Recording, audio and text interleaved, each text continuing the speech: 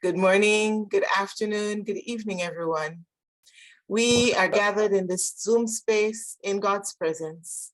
Let us worship God.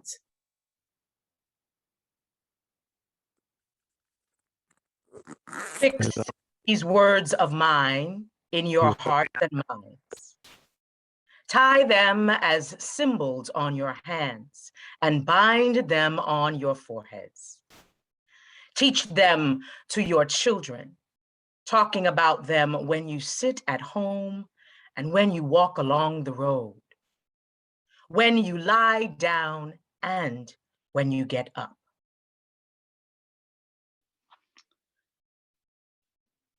Estas palavras que hoje te ordeno estarão no teu coração. Tu as inculcarás a teus filhos e delas falarás assentado em tua casa e andando pelo caminho e ao deitar-te e ao levantar-te. Também as atarás como sinal na tua mão e te serão por frontal entre os teus olhos. E as escreverás nos umbrais de tua casa e nas tuas portas. The word of the Lord. Wade in the water. Wade in the water, children. Wade in the water. God's gonna trouble the water. We are gathered to share stories. And as we gather to share the stories of courage, of hope, of women's leadership and activism and advocacy, we wade in the waters of the biblical narrative, hearing from our sisters, Miriam, who stood at the river's edge, ensuring that her brother Moses was protected and cared for. We gather in the water with Pharaoh's daughter, who for many is nameless, and yet she dared to lower her guard to be there for those women and that child who would churn and turn and disrupt the pages of history. We gather in the water beside Vashti, who dared to say to her husband, "Your policies of exploitation and abuse are wrong, and I will not be a part of it." We gather, sisters and brothers, sharing the stories of Esther, who dared to say, "If I perish, so let it be." What is your story, and where do you find yourself in this water of reflection as we think about women's leadership, named and unnamed, at the Manchester Pan-African Congress and the days and weeks and years since then? So let us gather, let us reflect, and let us join in at the water of life, seeking restoration, seeking refreshment, and offering that life-giving outpouring for one and all. Wade in the water, children. Wade in the water. God come trouble or water. Life divine, be with us, we pray. In Jesus' name, Ashe and Amen. As we gather for this very historic and auspicious pre-meeting, pre-conference, pre-gathering of women primarily, to hear our stories and to share our joys, even our pain, I have the joy of introducing for us our moderator for the day, Reverend Dr. Angelique Walker-Smith. She is the Senior Associate for Pan-African and Orthodox Faith Engagement at Bread for the World in Washington, D.C., bringing extensive global, national, and local experience as a faith and public engagement thought leader, journalist, speaker, broadcaster, scholar, preacher, and author. Reverend Dr. Smith, Walker-Smith, is the President Clinton, Senate Richard Lugar, former Indiana Governor Mike Pence, and other distinguished leaders who have awarded her with her distinction in leadership. Angelique received her doctorate degree from Princeton Theological Seminary and the former director and minister of the Church Council in Greater Indianapolis, Indiana. She's a member of the Home Mission Board for the National Baptist Convention USA, Inc., a World Council of Churches and National Council of Churches Governing Board member. And Dr. Walker-Smith is the president of Historic Black Churches at one of the widest represented bodies of national churches and their related networks of Christianity in the US. Most recently, Reverend Dr. Angelique Walker-Smith was selected to be a member of the preparatory working group for the new United Nations Permanent Forum of People of African Descent. She's also the international co-convener for the African and Africans in Diaspora Manchester Conference. Ladies, sisters, water waders all, please use your emoticons, please use your hands to join in welcoming our moderator for today, Reverend Dr. Angelique Walker-Smith. My very dear sister, the Reverend Nikki Ashwood, thank you for your very generous introduction. Thank you for your very moving opening devotion. We begin with prayer, and this conference will end with prayer. And every day we will begin our days with prayer and devotions, because to God we give the glory. Thank you for leading us in the manner and the temperament to which we bring to this work on this week. It is such a distinguished honor and my deep joy to be in the presence of all of you, the women who will be leading the time together, but all who have gathered, who have sacrificed their time, their talent, their treasure to join us for this journey of this historic Pan-African Renaissance Conference. Africans in Diaspora, the Manchester Conference, highlighting 1945 of the Pan-African Congress that was held. But to be clear, to even think about 1900, when the Congresses began after the shameful scrambling for Africa in the late 1800s, during the heyday of the missionary movement. And then to think about what happened after 1945, as we think about how women in particular in her story intervened, disrupted, even in Tanzania for the 1974 Pan-African Congress. Yes, so many stories, her stories, unfortunately, have not been as visible in this conversation. But today we offer a rewriting of the narrative. We offer an opportunity to be more inclusive in reflecting her story with his story and all the stories that may even yet need to be told.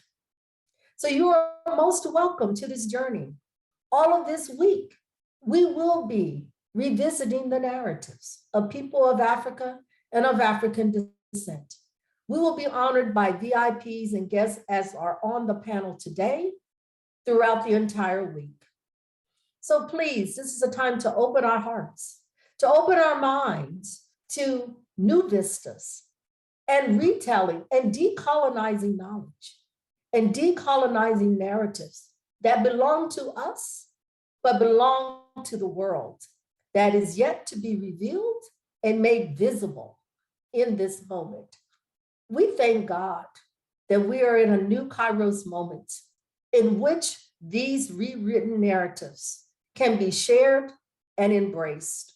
So to the worldwide ecumenical family, we thank you for being a sojourner with us, people of Africa and of African descent, to allow for this moment. We thank all of our partners. We thank especially our South African hosts who have worked strenuously to bring us to this moment. We thank the World Council of Churches for the sacred space in which the seeds were planted in Switzerland for a Central Committee meeting when Africans and Africans in diaspora of faith met together and envisioned this moment. We thank God for you, and we look forward to what will yet come, even as we think about the Conference of Pan-African Women and Pan-African Women's Ecumenical Empowerment Network that will have its annual conference in November, and we will hear more about that during the time together. And even as we prepare for next year for the World Assembly, the 11th World Assembly of the World Council of Churches that will be held, inshallah, in Germany, in Karlsruhe, where there will be a pre-women's conference. Thank you, Reverend Ashwood, for your leadership with the advisory group that will lead us in that time together to revisit this conversation and also during the assembly itself. So we are a part of the journey. We thank God for you and look forward to what the outcomes will be after this conference and into the future. It is now my distinct pleasure.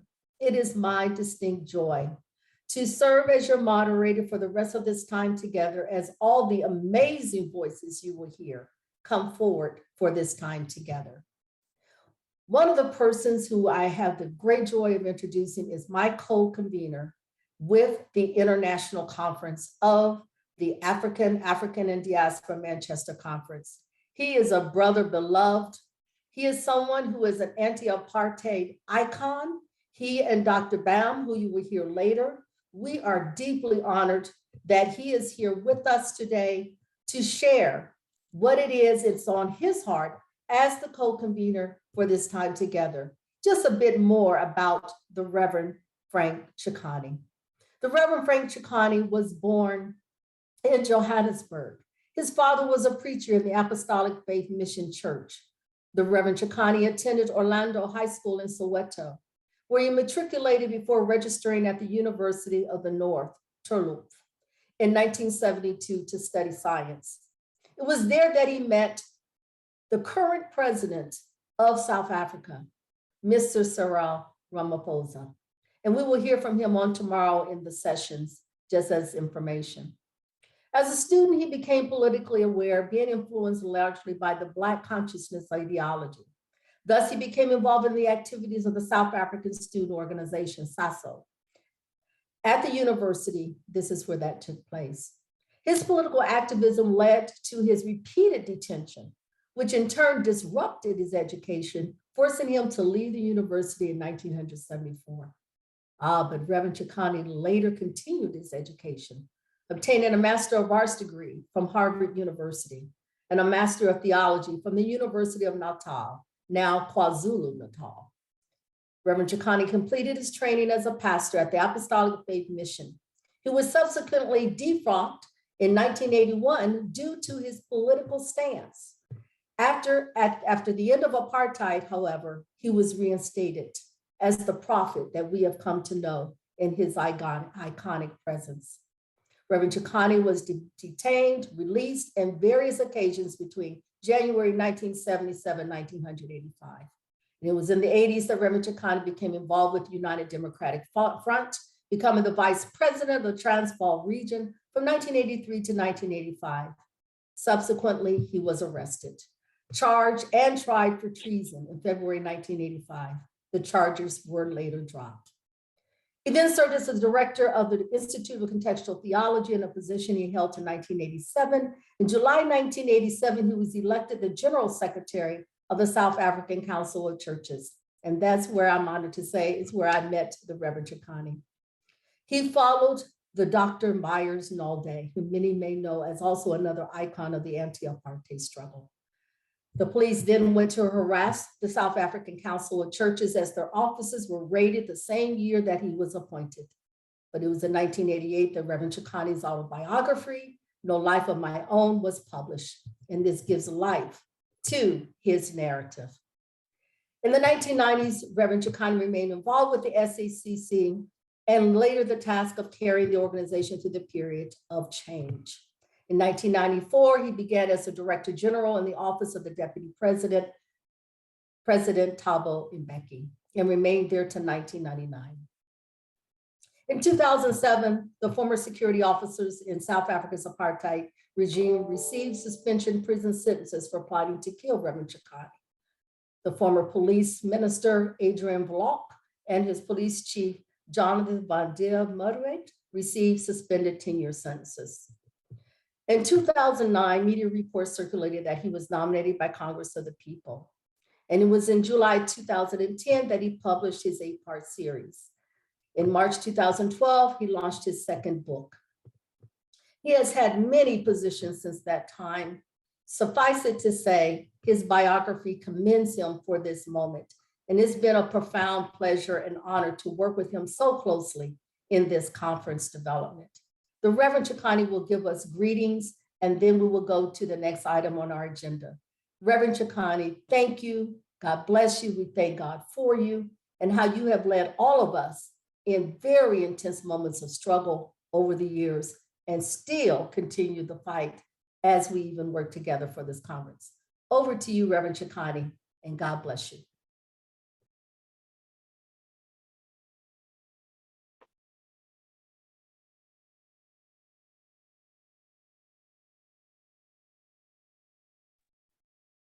Reverend Chikani, are you there? The mic, Frank, open the mic. Yes, we must be unmuted to speak. Talking alone. I must say that I'm pleased to be part of this pre-conference, which leads into the sessions we're going to have during the Africa and African Diaspora Conference. And I'm pleased to be with the women leaders who have been working on this matter over some time. So it's not one event matter. We met at one stage on the WCC Central Committee and in the meetings of the Central Committee.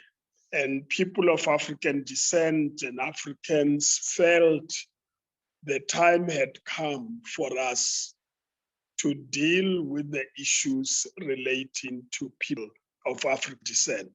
And as we go through the conference, you will then notice as well that we're going to deal with the issue about Pan-Africanism for all and with all. And that's why today it's focusing on women, because they have to be part of that critical family. And they are critical in terms of the liberation struggle we want to fight.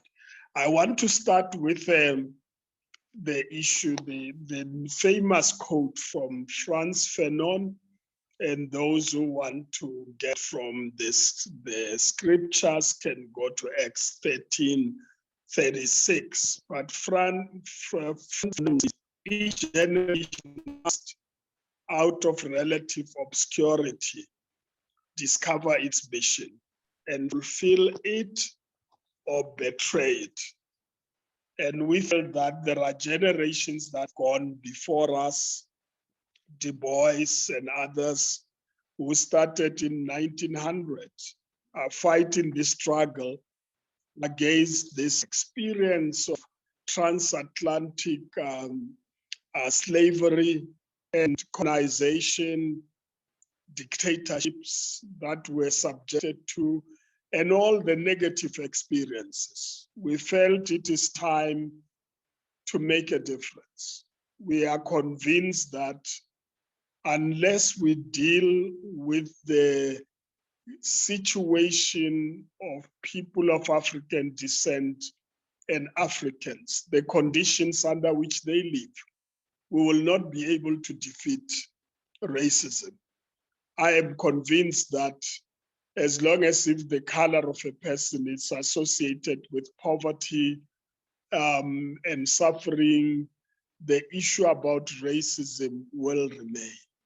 And so that's why we decided we needed, during our generation, to really build on the rest of the Pan-African congresses that have been held and conferences, to take this matter further, to conclude it, and bring people of African descent at the cutting edge of the world's development, economies, and be able to make the contribution we made and used to make before this disruption.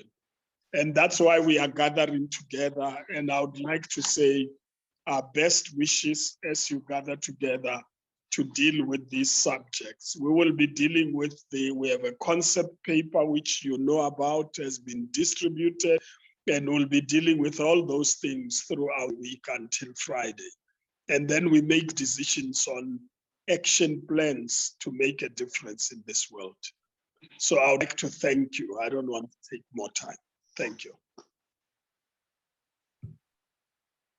Thank you very much, Reverend Chikani. We are very grateful for your opening comments and look forward to the other words that will come over the next week and the action plan that will yet to follow. Now it is my joy to bring on another sister who has been leading us in the global space and to introduce her to you, who will come and give us her remarks as well. It is now then my joy to welcome in this space, Minister Naomi Jordan Cook, and she is a well-known technology expert and also a minister in her church. She comes to us from the United States and works closely as the co-leader, co-convener of the Rewriting the Narrative work group of Pan-African Women Ecumenical Empowerment Network. She is the president, co-founder of the Virtual Global Consultant Group in 2016, which designs and develops e-commerce systems that help generate revenue online for companies and customizes digital platforms and software that make shipping and collecting payment easier for businesses in emerging markets. She's responsible for helping to generate millions of dollars a year at will with donations and businesses for her clients, and special focus on faith-based organizations and African-based companies. With more than 15 years of professional experience in technology, Minister Jordan Cook has a passion of creating, building, and maintaining online platforms. And she specializes in expanding brand visibility, driving engagement to increase donations, sales online for clients. She is the co-author of the book, Cyber Church Today, Online Marketing Tools for the 21st Century. She holds a Master of Science degree in Internet Technology, as well as various certificates in Internet Marketing, Web Development, and Computer Program. She has completed the Expo Tech program of the National Institute of Standards and Technology and the U.S. Department of Commerce. As I say, she is co-convener of our Rewriting the Narrative work with the Pan-African Women of Faith Network.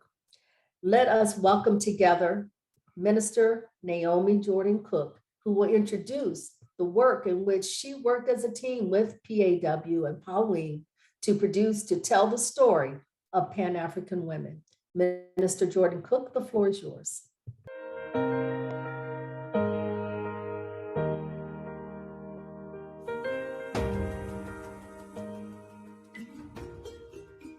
Pan-African Women of Faith presents Sankofa, Pan-African Women of Faith Matter.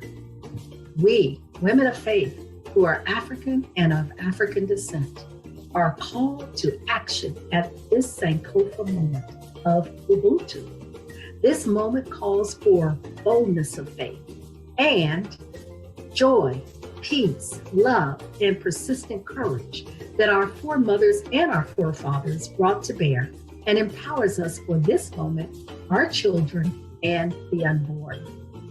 San means return. Ko means go. Fa means look, see, and take.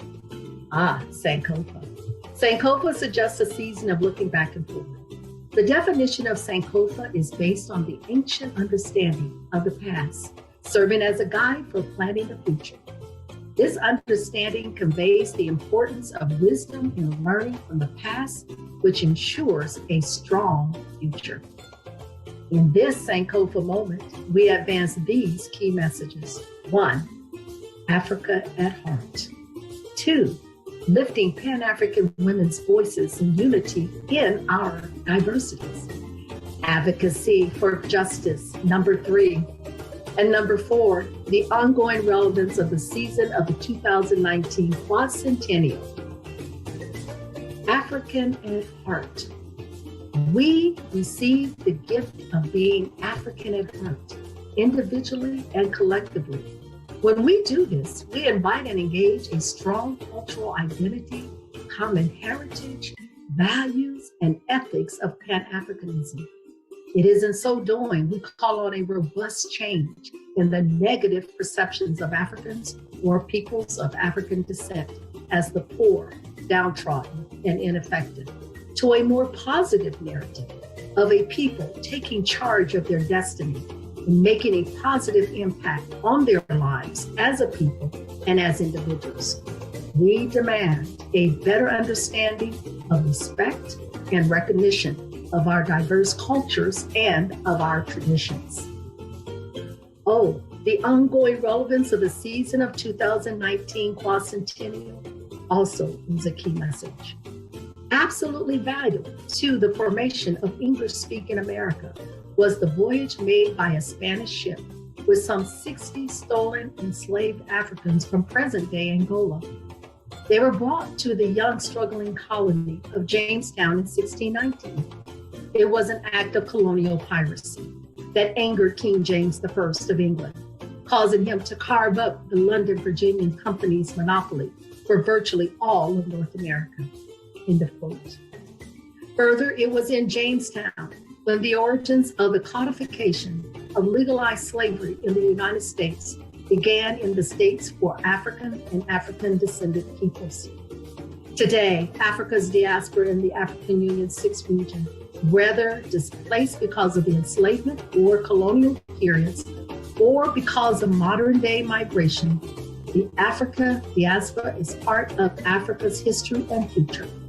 The 6th region was constructed to honor and invite the American family outside of the continent to participate in our future together. Lifting Pan-African women's voices in unity in our diversity. This key message is also important. We celebrate and invite our beautiful diversity in culture, heritage, languages, and religion, which is a cause of strength, including the tangible and intangible heritage of Africa's inland states and her diasporas. The African Union's Agenda 2063, The Africa We Want, envisions an attainment of full gender parity. For example, the African Union envisions women occupying 50% of elected offices at state, regional, and local bodies, and 50% of managerial positions in government and private sector by women throughout all the regions of Africa and her diaspora. Advocacy, the 4th key message. We are a collective voice of faith, urging our nation's decision makers to end inequitable policies and lack of enforcement and lack of creation of policies at home and abroad. By changing policies, programs, and conditions that allow injustices like hunger and poverty to persist, we become transformative change agents of hope for and with our families, communities, and nations with partners like Bread for the World. Our lead partners are Bread for the World, World Council of Churches, the All Africa Conference of Churches, CITA, and the African Union. alongside a host of organizations and churches represented in this work. Pan-African Women of Faith, Pan-African Women's Ecumenical Empowerment Network, PAWE, seek to serve as a platform of academic study, spiritual reflection, and advocacy action with and for African women and women of African descent in all regions of the world. We stand for spirituality and faith engagement. We stand for academic study. We stand for action with and for African women and women of African descent in various regions of the world. Why and how Pan-African Women of Faith matter? Well, since the earliest biblical accounts in Genesis, African women and women of African descent have played a critical role in shaping the Judeo-Christian faith. From biblical women such as Hagar and Zipporah to the modern ecumenical movement, Pan-African women have and continue to be a pivotal presence in the churches and their communities. Therefore, Pan-African Women, PAWE, aims to gather and to make visible how the stories of Pan-African women, too often neglected in ecumenical and church history, can positively inform and nurture female leadership capacity development now and in the future. We remember the following examples of Pan-African women who did or who are doing this. The Queen of Sheba, a queen in the African country of Ethiopia, referenced in the Bible. Saint Monica, known as Monica of Hippo, was an early Christian saint and mother of Saint Augustine of Hippo from Egypt. There was also Mother Mathilda Taylor Beasley, Georgia's first African-American nun, who opened a secret school for African-American children at a time when teaching enslaved people of African descent was punishable by fine, whipping, and even death. We remember Evangelist Amanda Berry Smith, a Methodist and holiness evangelist missionary, and the founder of the Amanda Smith Orphanage, an industrial home for abandoned and destitute colored children. Of course, there was also Prophetess Kempa Vita, who was one of the first African women to fight against European dominance in Africa during the colonial period. Princess Laura Adarkor Kofi, known as Mother Kofi or Mother Laura, who was an activist and self-proclaimed prophet. Apostle Isaim Ajima, founder of the Face of Joy International UK, an interdenominational ministry and charity based in Woolwich, Southeast London. And then today, there are persons like Reverend Dolores Dorcas Theka, the General Secretary for the Christian Council of Churches in Angola. And then there is the matriarch, Dr. Mercy Odini, known as, quote, the mother of African women theologies, educator, writer, mentor, poet, and women's advocate. And then there's Ms. Immaculée Elabadiza, a Rwandan American author and motivational speaker who speaks to her survival during the Rwanda genocide from a powerful faith lens. And then in the United States, we remember women like the Reverend Dr. Iva E. Carruthers, the General Secretary for the Samuel DeWitt Proctor Conference in the United States.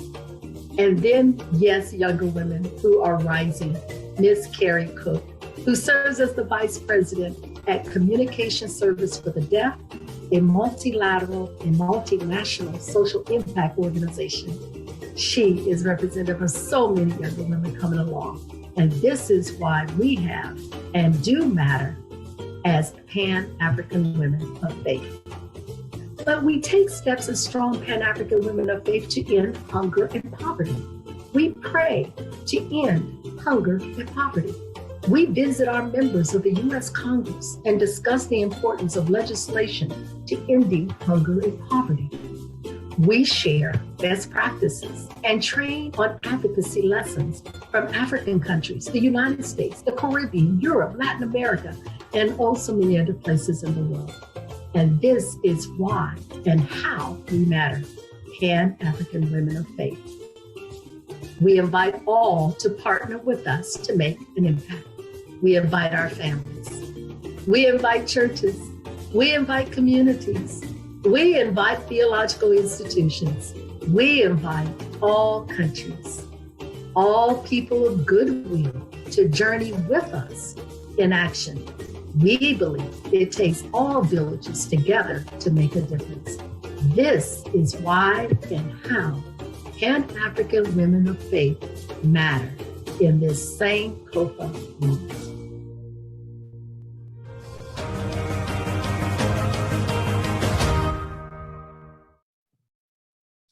Thank you again, Minister Jordan Cook and Minister Only Love Alston, the Rewriting the Narrative team of PAW and Pauline. We thank God for you and for this gift that gives a clue about what this movement has been about since 2013. It is now my joy to bring on our first presenter, who will come and share the stories or the narrative relative to women, her stories, and the Pan-African Congresses.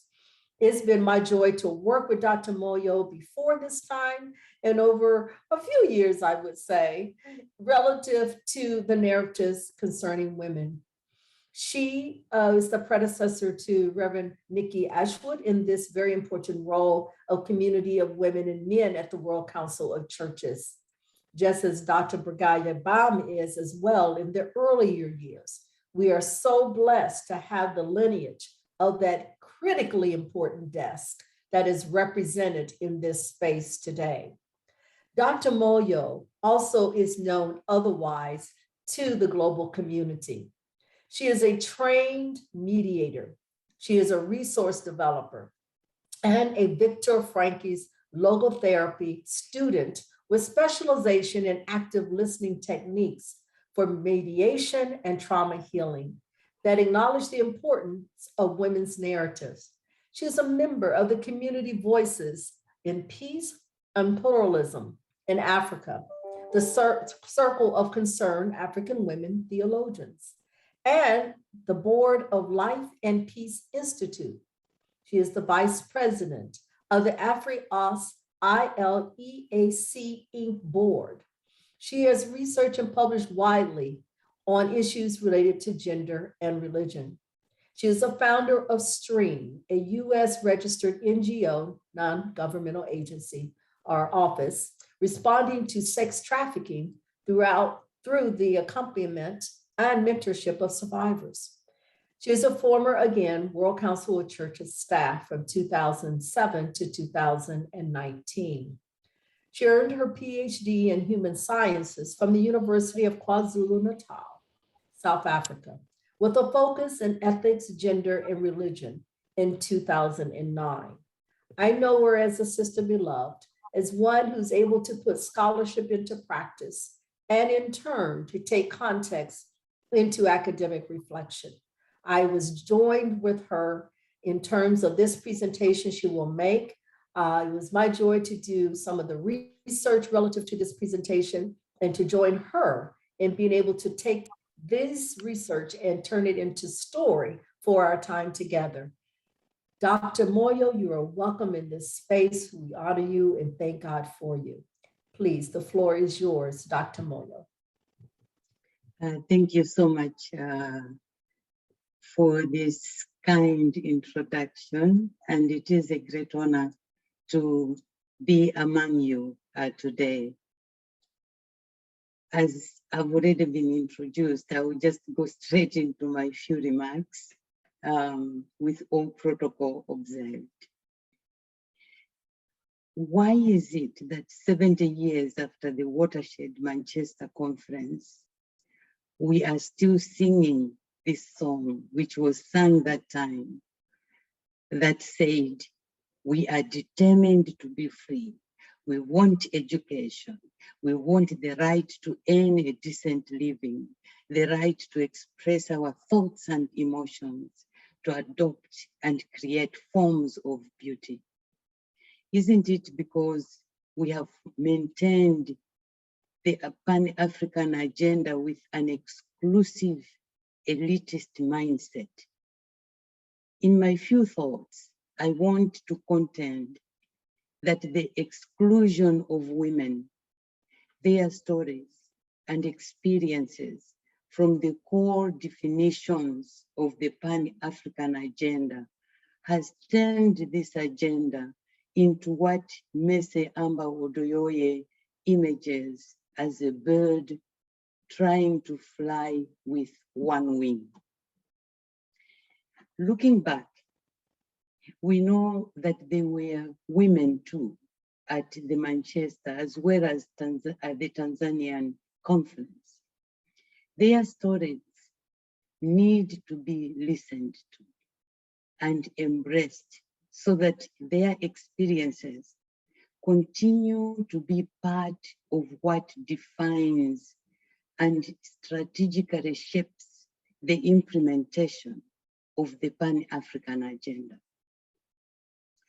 As Africans, our communitarian ethos that some of us refer to as Ubuntu prompts us to believe that inclusive unity is imperative to social, cultural, spiritual, economic, and political progress, so that the Pan-African agenda should indeed aim to unify, uplift, and inspire all people of Africa and of African descent.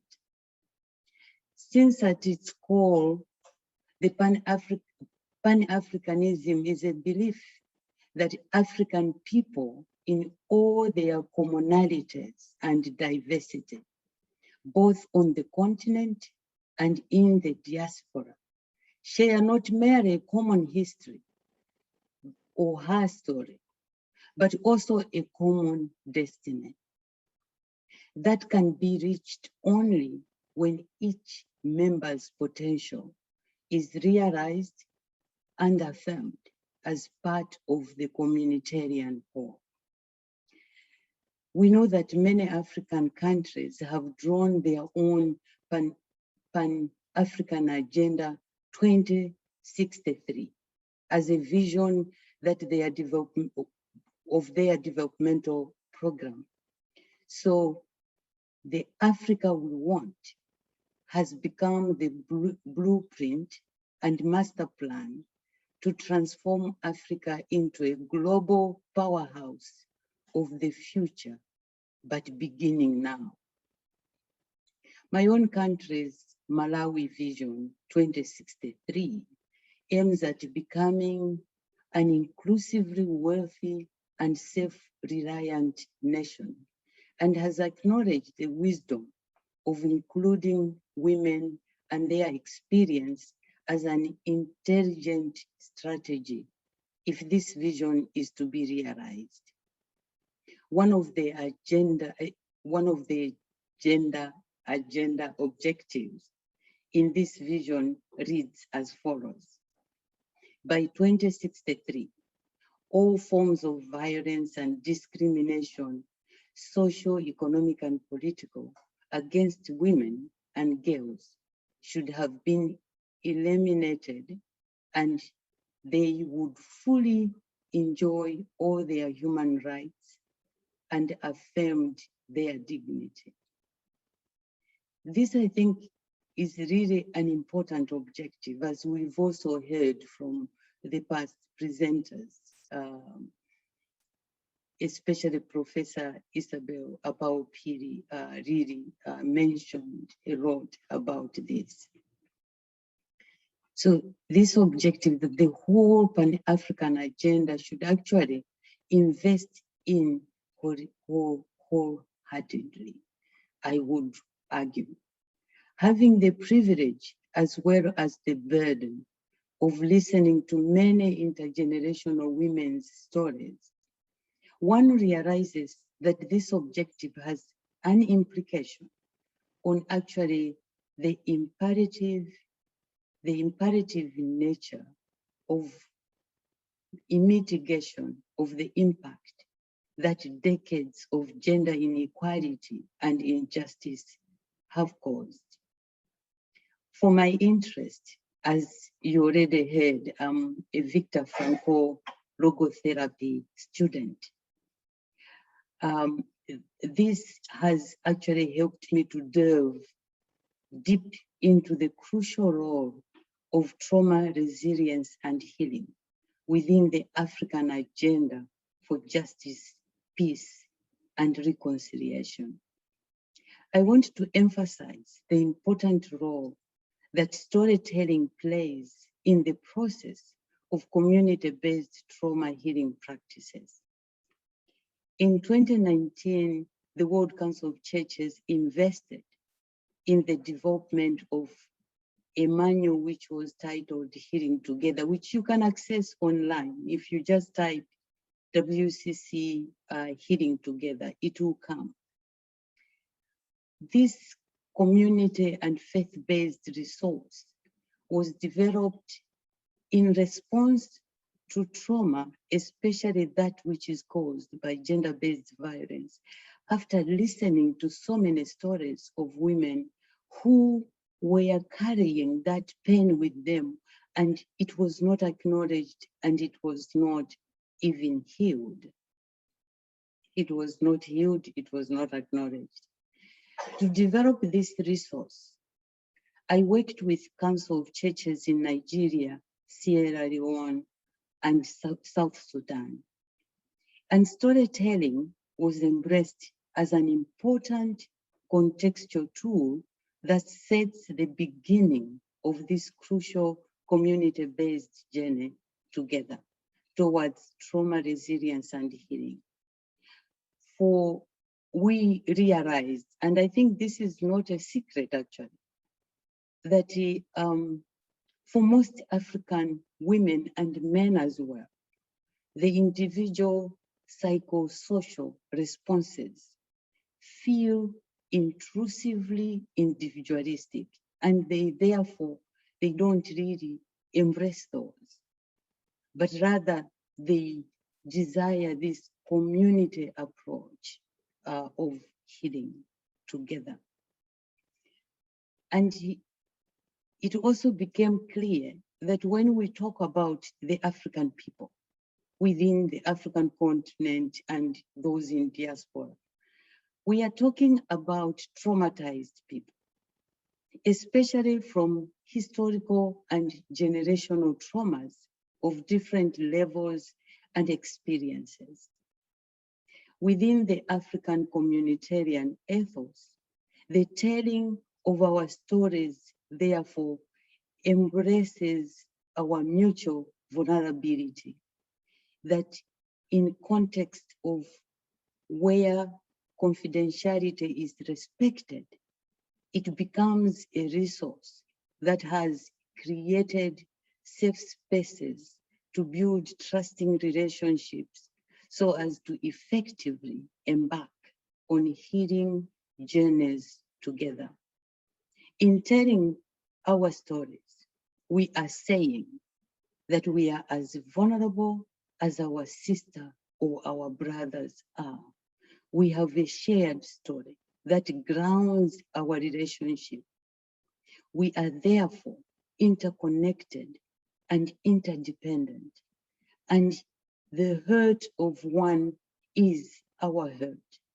And therefore, we actually, by telling our stories, we also become, you know, what in trauma healing is referred to as wounded healers. We become accompaniers of each other towards the healing. African women have built their resilience through telling their stories. This has helped them to embrace their strengths and acknowledge their weaknesses, helping them to accompany and mentor each other so that each is able to reach their highest potential in the service of their community. Without the acknowledgement of our traumatic stories, we carry our acknowledged and unhealed hurts that end up making us serve from the insecurities of our woundedness. Thus, we end up hurting others and become vulnerable to being exploited. If we are serious about being a Pan-African community that is inclusively wealthy and self-reliant, then let's create the space for healing of our traumatic memories, and embracing our stories is a great starting point of this, our journey together. Thank you. I'll stop there.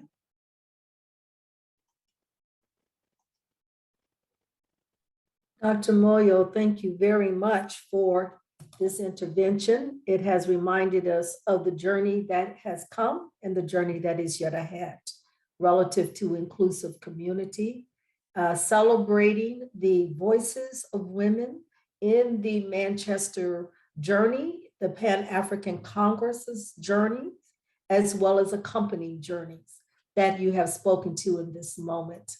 Certainly, women have always been there and will be there and are there. Thank you so much for your presentation. We are going to take a very, very brief 5-minute break, just a 5-minute break. Keep your computers on, have your coffee, have your tea, and then we come back together to hear our keynote presenter from Dr. Brigaya Bam. We are honored to have her with us as well as a matriarch and certainly an iconic leader in the global space and in the country of South Africa. You certainly don't want to miss Dr. Brigaya Bam, who will come to us after the 5-minute break. Welcome back. We hope you had a nice coffee, tea break, or whatever you needed to do during that brief break. We will now move toward the latter half of our time together. We begin again thanking those who have come prior to this moment on this morning for their fine presentations and helping us to tell her stories relative to the Pan-African Congresses, a Pan-African Renaissance agenda, and always tribute to the ancestors who have come before us. We thank God for you, and we thank God for the honor of following our ancestors in this moment and going forward.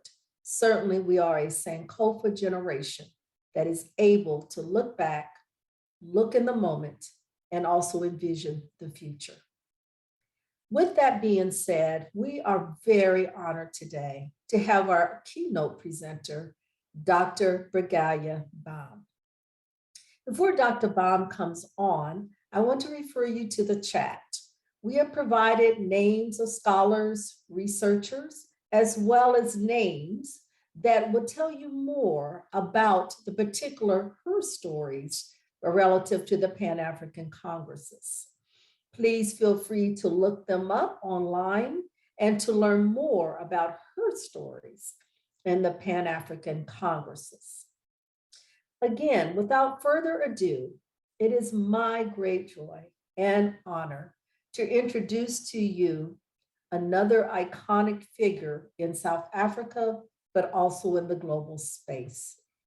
We introduce to you now Dr. Brigaya Bam. Dr. Brigaya Bam is the former General Secretary of the South African Council of Churches. She is also one with a legacy in many spaces, not just in the ecumenical space. She was born in the former Transkei in the Eastern Cape. And although Dr. Bam trained and worked as a teacher, she received further training in South Africa and abroad in the global space, in the fields of social work, communication, and management. She is a qualified social worker with a postgraduate degree from the University of Chicago in the United States. She has held various posts throughout the world. She was the Africa Regional Secretary and the coordinator of the Women's Workers Program for the International Food and Allied Workers Association based in Geneva, Switzerland. She has coordinated the World Young Men's Christian Association's International Training Institute and program, as well as its affiliate, the Development for Human Rights. She was also the Executive Program Secretary for the Women's Department of the World Council of Churches. Between 1997 and 98, Dr. Bam, as I referred earlier, served as the General Secretary of the South African Council of Churches from 1994 to 1999. In South Africa, she was a founding member of the Women's Development Foundation and became the foundation's president in 1998. She has been a board member of the Matla Trust, as well as the South African Broadcasting Corporation. Since 1999, Dr. Bam has become a familiar personality to South Africans as the chairperson of the Independent Electoral Commission of South Africa, contributing her accumulated experience to the well-managed electoral process for which South Africa has become known. Yes, it was Dr. Bam who was instrumental in the transition of independence of South Africa that became a nation for majority voting and majority rights. She was a key leader in ensuring those processes. Her stealing leadership and wise counsel has been seen throughout South Africa through many difficult times. The President's Office of South Africa says that Dr. Bam is a great asset to South Africa and the legacy therein. In the space relative to the AAD and Manchester Conference, we are honored that Dr. Bam is a member of the patrons who support this wonderful work. She also has been instrumental in mobilizing resources so that this conference could be made possible. Dr. Bam, in this moment, we thank you for your legacy. We thank you for your ongoing support of this moment and this movement. And I personally want to say to you, thank you for being a mentor to me in my journey as well. Dr. Bam, it is our honor, it is our joy to welcome you as our keynote presenter for this time together. After Dr. Bam comes, we'll have 3 respondents from the global space to give their responses to what Dr. Bam has to share with us on today. Dr. Bam, you are most welcome. God bless you.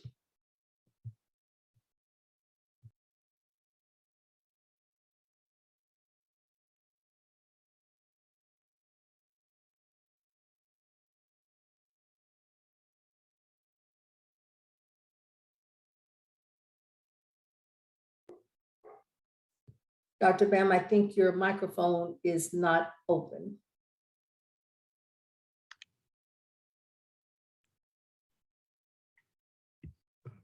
Thank you so much. And if you could also turn on your camera so we can see you as well, that would be great. If not, we'd love to hear from you.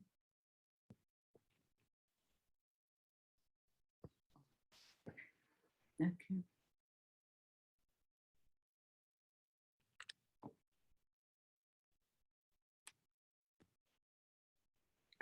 And there she is. Welcome, Dr. Bam. Thank you very much. Thank you. It's wonderful to be here. I greet you. I've been thinking how best to handle this exciting afternoon for all of us. But I would like to greet you and probably with your permission, say to you, I am representing not only myself, but many generations of your mothers and your grandmothers. And so many things I say will not necessarily be very relevant today. But I would like to say good afternoon, because for us in this part of the world, in South Africa, it is in the afternoon. I'm sure I am one of the few delegates who are here who was 12 years old, in fact, at the end of the Second World War. And many of us at the time, my father was a soldier, my uncle had been a soldier, and my grandfather's brother also had been a soldier. And we had great expectations when they returned in terms of the compensations that would come with that. But instead of us getting that with our high hopes, we were really crushed by the apartheid system, and it crushed our souls. but it is then a privilege that I am now here to share with you. Permit me, especially those of you who are scholars, permit me to use a method of storytelling and also to take from my tradition of an oral tradition. I am not going to read my notes line by line. That will take too long. And so if you permit me to simply speak and share, maybe in a formal way, at times I will refer to my script. And I want to assure you, when the conference is over, everybody will edit it. Its length is long, of course, as to be expected of someone who has been living for too long. You can very well understand that, and we would be glad to share it at an appropriate time. I thought, as I was trying to write, that I probably will honor my mother as well on this occasion, and because I was thinking of all our mothers and grandmothers who have been on this long road. And I thought the best way of doing that is to talk about my own mother, who was a daughter of a Moravian pastor, my grandfather called Peter Maswi. And Mama read every day this text. And the Moravians, had this text printed. And I realize now that it is the 20 something year. I'm trying to look at my notes to see where I find that, the notes of the 92 years that they have been writing this 200 and I can't read my own notes, and 90, when they have been making this available. And many of us, including myself in my home, when we could read, we started to read this. And it was very, very exciting to us to be able to do that. And I thought I'll share with you, because I said it's memory of my mother, that they've got two types of text. They chose a text for the year, which was a 2021 text. And this text for the year is called "Be Merciful Just as Your Father is Merciful." And it's in Luke 6:36. And I just thought I will do that just to have something I could share from the old days, the good old days of our parents who were teaching us. But I want to take an opportunity a little bit and congratulate the organizers of this conference. That is such a remarkable achievement for the global conference to be planned at a time that is such a difficult time for us. For many decades, the coronavirus also is something that has given us a lot of fear.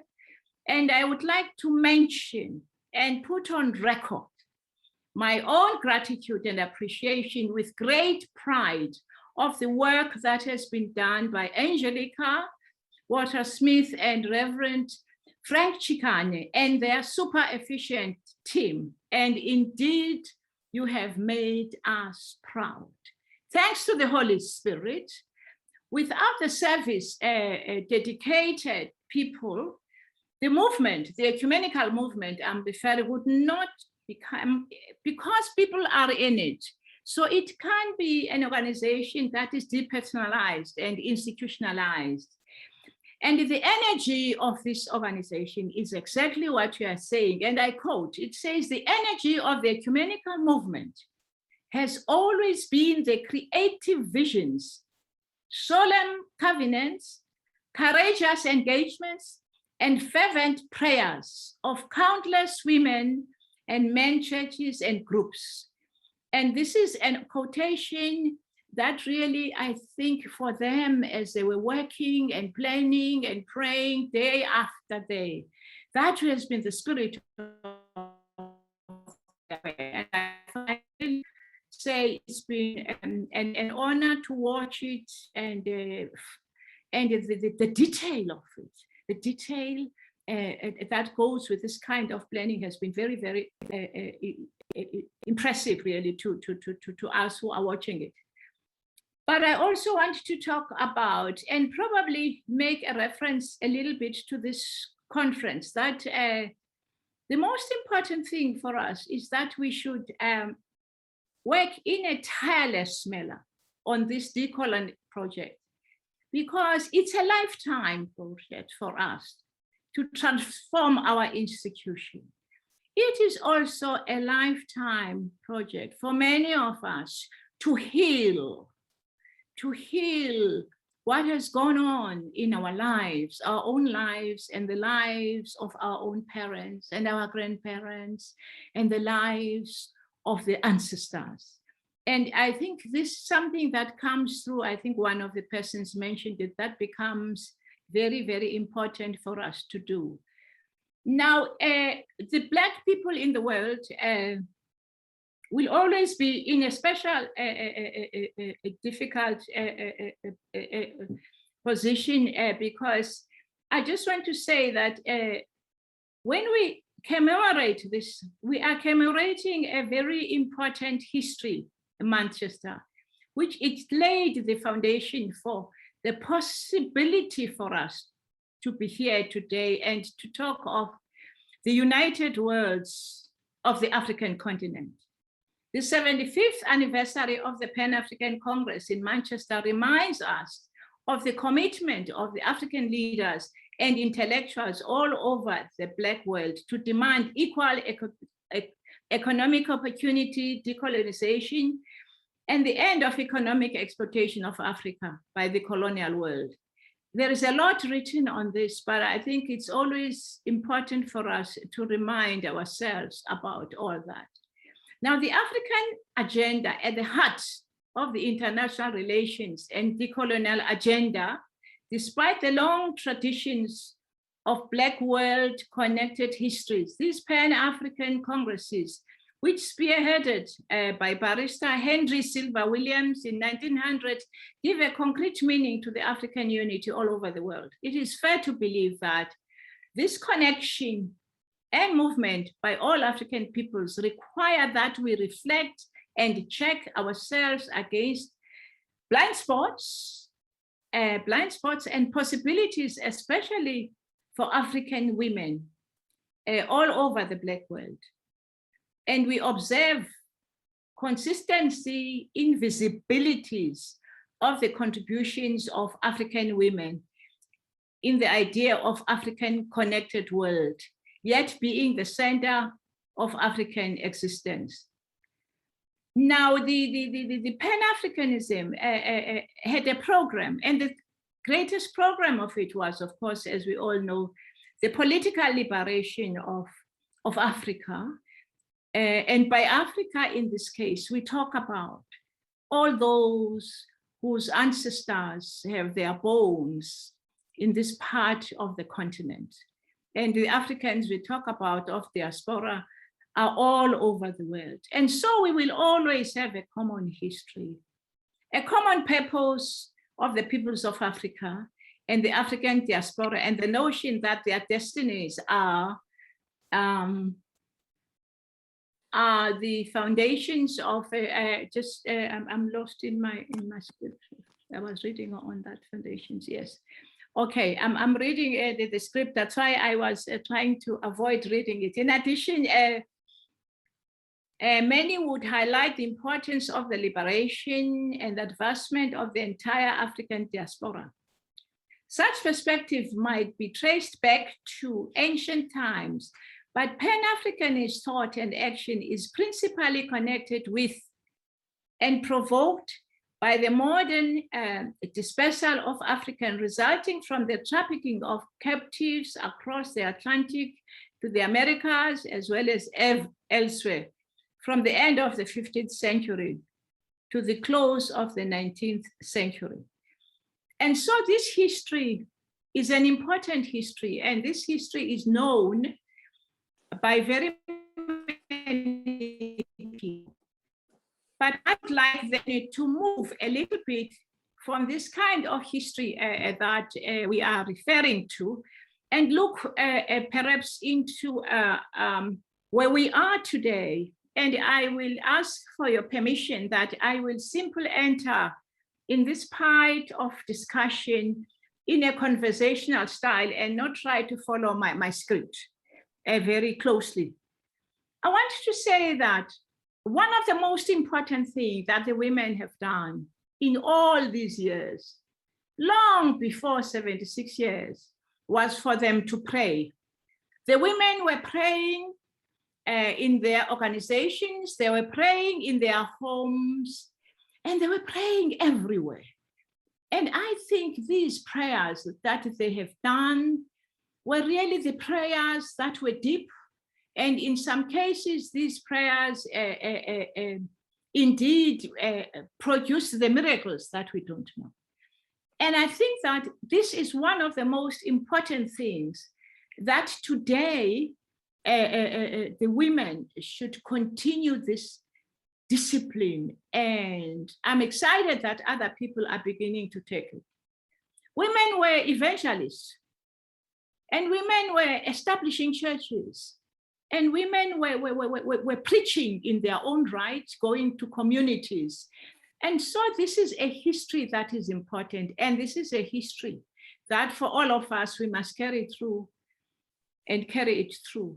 Many people have already mentioned a number of things that has happened in these last many years. I must say that to see the development of all this has been the most exciting thing in my own life, because when I attended the first meeting, it was in 1963. This was the launch of the All Africa Conference of Churches. An amazing experience for me at the time. I was a youth participant and a delegate of the All Africa Conference of Churches at the time. And the woman who organized this came from the World Council of Churches, and her name was Dr. Madeleine Barrault. And Madeleine Barrault had this idea that the only way of making sure that women participate in the meetings that are organized by the World Council of Churches is to plan meetings prior to the conference. I'm not sure if this was the same tradition that you are following. And then when the meeting does start with, at that time, the delegations that were virtually 99% all male, with your apologies to the young women, those were the difficult times. But anyway, they happened. But the women would be sneaked into these meetings so that at least they can listen, and they can come even as observers because they were not delegates. That shows you where we have been. But times have changed, that today we are able to celebrate our own bishops. Today we are able to celebrate the women in leadership in all positions of the church. And that today we are able to celebrate the women being baptized like others in a normal pond. And that is our history of many things. There has been a reference in the discussion on the issue of racism and sexism. And the World Council of Churches took care of this and realized that there was no way in which we can talk about racism when in fact the attitudes and all the structures made us as women, but also as Blacks, very inferior. And so the program to combat racism, which was also been referred to, became a very important program for us to be able also to facilitate in that kind of program. I've already talked a little bit about the long debate of many years on the ordination of women, document after document. Apparently, this subject came up already in the early days of the World Council of Churches, in the early assemblies where there were women. Even before there was World Council of Churches, the records show that women were pleading in 1927, Faith and Order Mission, of their recognition and ordination. I tell this in a story form because they are encouraging stories that every phase and every century will always bring the things that become a challenge, which now many people take for granted. But now there is really a serious problem in the world in which we live. And that women are still facing, in spite of the successes we have made, they are facing many problems. And the racism hasn't left us. And so the racism hasn't left women either. And for women are still, though we have the laws now, and also in some situations, an embarrassment, but the socio-economic challenges have become key. The poverty of the women is a concern to us as women of the church. And there is one of the challenges today. I am not implying that all other issues that we have been handling over the years, many of us, have become unimportant. I am not implying that at all. But I think that there is a shift, is that as long as the women of the world, who are the mothers with their children, are living in poverty, even our argument of feminism, even our arguments of inclusion, even all the other concerns that we talk about, that are education, there's a lot related, because people who are poor can't afford to send their children to school. And so this is the biggest challenge to what I call the feminists of today, that the feminists of today will be forced, that the agenda is made to be very, very broad, because the agenda of justice, the agenda of us, even in our own continent, in Africa, where we still have a lot of old, I refer to them as very old traditional problems that women were facing, on forced marriages, on right to citizenship, on of course, the sexual and gender-based violence, which in South Africa and other countries has become the greatest challenge of our time. The problems of women having to be challenged on issues of sexual and reproductive rights by World Health, economic, and which I have already mentioned on a broader form, and employment issues of women, the training of women, but also in the African continent for now, and I am hoping that for others it's becoming less, the problem of the schooling. The statistics are showing that many women don't get an opportunity this day in the world, 2021, to go to school. Now, this makes it that our agenda has got to change. How can that happen this day and age, that with spite of the international organizations that speak for these things, the UNICEF and others? So let's talk a little bit and perhaps continue the story to say, what can we do and how do we do it? I think the first thing, which you are already doing, and I want to congratulate this method and encourage it, of the dialogue and the telling of the story. I think people are a little bit tired of lectures. People are a little bit tired of being lectured to about their oppression and about the things they feel. And I think there is a new way, which for us, for me, especially my generation, and that is the intergenerational approach. We have no choice. We cannot continue to do our work of any way that we are doing studies or we are looking at issues or it's a workshop or a seminar. We have done hundreds and hundreds of those in these 76 years. Is that inclusion of youth and the young women of the world is an absolute necessity. And then it is important that we take on ourselves to create what I refer to as the creators with the new moral code of the world. Use an expression in South Africa of Ubuntu. Ubuntu broader, it's really you put the person as the most important person. And around that, then the issues that arise of despising people, discriminating them, depriving them, becomes for us a renewed vision. I think I should use that word, because people have always been, that this becomes a code for us. It's how do we begin it, that issues of justice.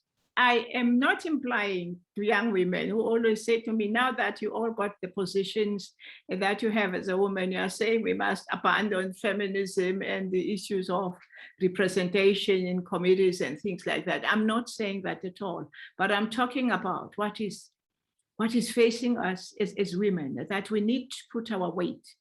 And then we have, of course, the environmental issues that are going to force the world to change. And so these global issues have become our issues, if I may use the word, as feminists, especially those feminists who are in our space on the things that matter most. I cannot talk long enough about the food security. I cannot talk enough about the Green Revolution. And we have to say in our own towns, and in the African continent, we have to say in my own country and remind people that the women, when I grew up also as a young woman in my own home, women were managing the food. Women were planting, because our Black men were called to go and work in the mines as cheap labor. And so women were very active in the production of food. And the women were the ones who would weed the maize and the beans and the pumpkins. I grew up in that environment where women would be doing this work all the time. They didn't have much of a choice. And what we really need to, which is very difficult, is how do we begin to introduce this value to the younger people in general, and the younger women in particular, because the mothers, unfortunately, will always have a responsibility, no matter what, of caring for the young people and of caring for the children. So the future we are talking about says to us many problems that we are facing will not be resolved by the governments only. And this is a new challenge to us. Christianity has, in some measure, prevented some things, on culture and tradition, representing them. But when we still today have the trafficking of young women, we still have today women who have to be the brides. It's unbelievable. And I think that the Christianity as we know it is probably need to think, what is it where we have failed? That at this day and age, all those traditional things are still done in spite of everything else.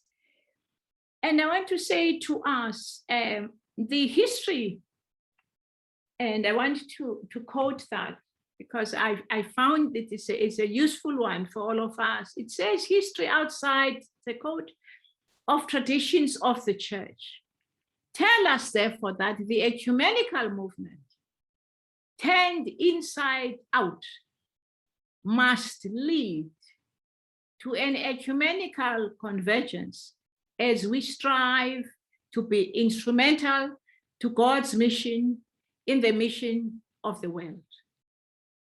And that means to us today is the concerns of justice. The concerns of justice are the ones that are calling us. And the concerns of justice in its broadest form are saying that our agendas must change. And it is that challenge that says our spirituality, which I so much, I believe in it, that there is something called women's spirituality. And I think that the scholars and those who speak with experience must begin to explore this, because many of us, that it is, they say that it is one of the oldest, it's in fact one of the oldest things that have existed on earth, and that is the spirituality of the women. And this has to come to the world. And I was excited to see that in this conference that is starting tomorrow, this subject is being raised again of what I call the African spirituality. And I want to claim, with your support of many theologians, that the women have been on that road for a very long time. And what made the women to be committed to prayer, what made the women to be committed to nurturing other people, and what made the women to be caring for people is really more than just the psychic of motherhood, but it is also this base, spiritual base. And so as we all struggle, especially for you, the younger women of the future, some of us will not be there, to keep in mind that we as women in our situation of fighting for our own recognition, that we embrace humanity, that justice becomes the real word, the real concept, and that the caring of other human beings becomes the core of our existence, because the world in which we live has become very unequal. And through no choice of our own as women, we have become part of this unequal world, because many of us are privileged, many of us are middle class, many of us have had opportunities for education. And so though we are still deprived on other things, we are also belonging to the other class. We will never be in a society that is classless. We will never be in a society in the world that doesn't have people who are rich.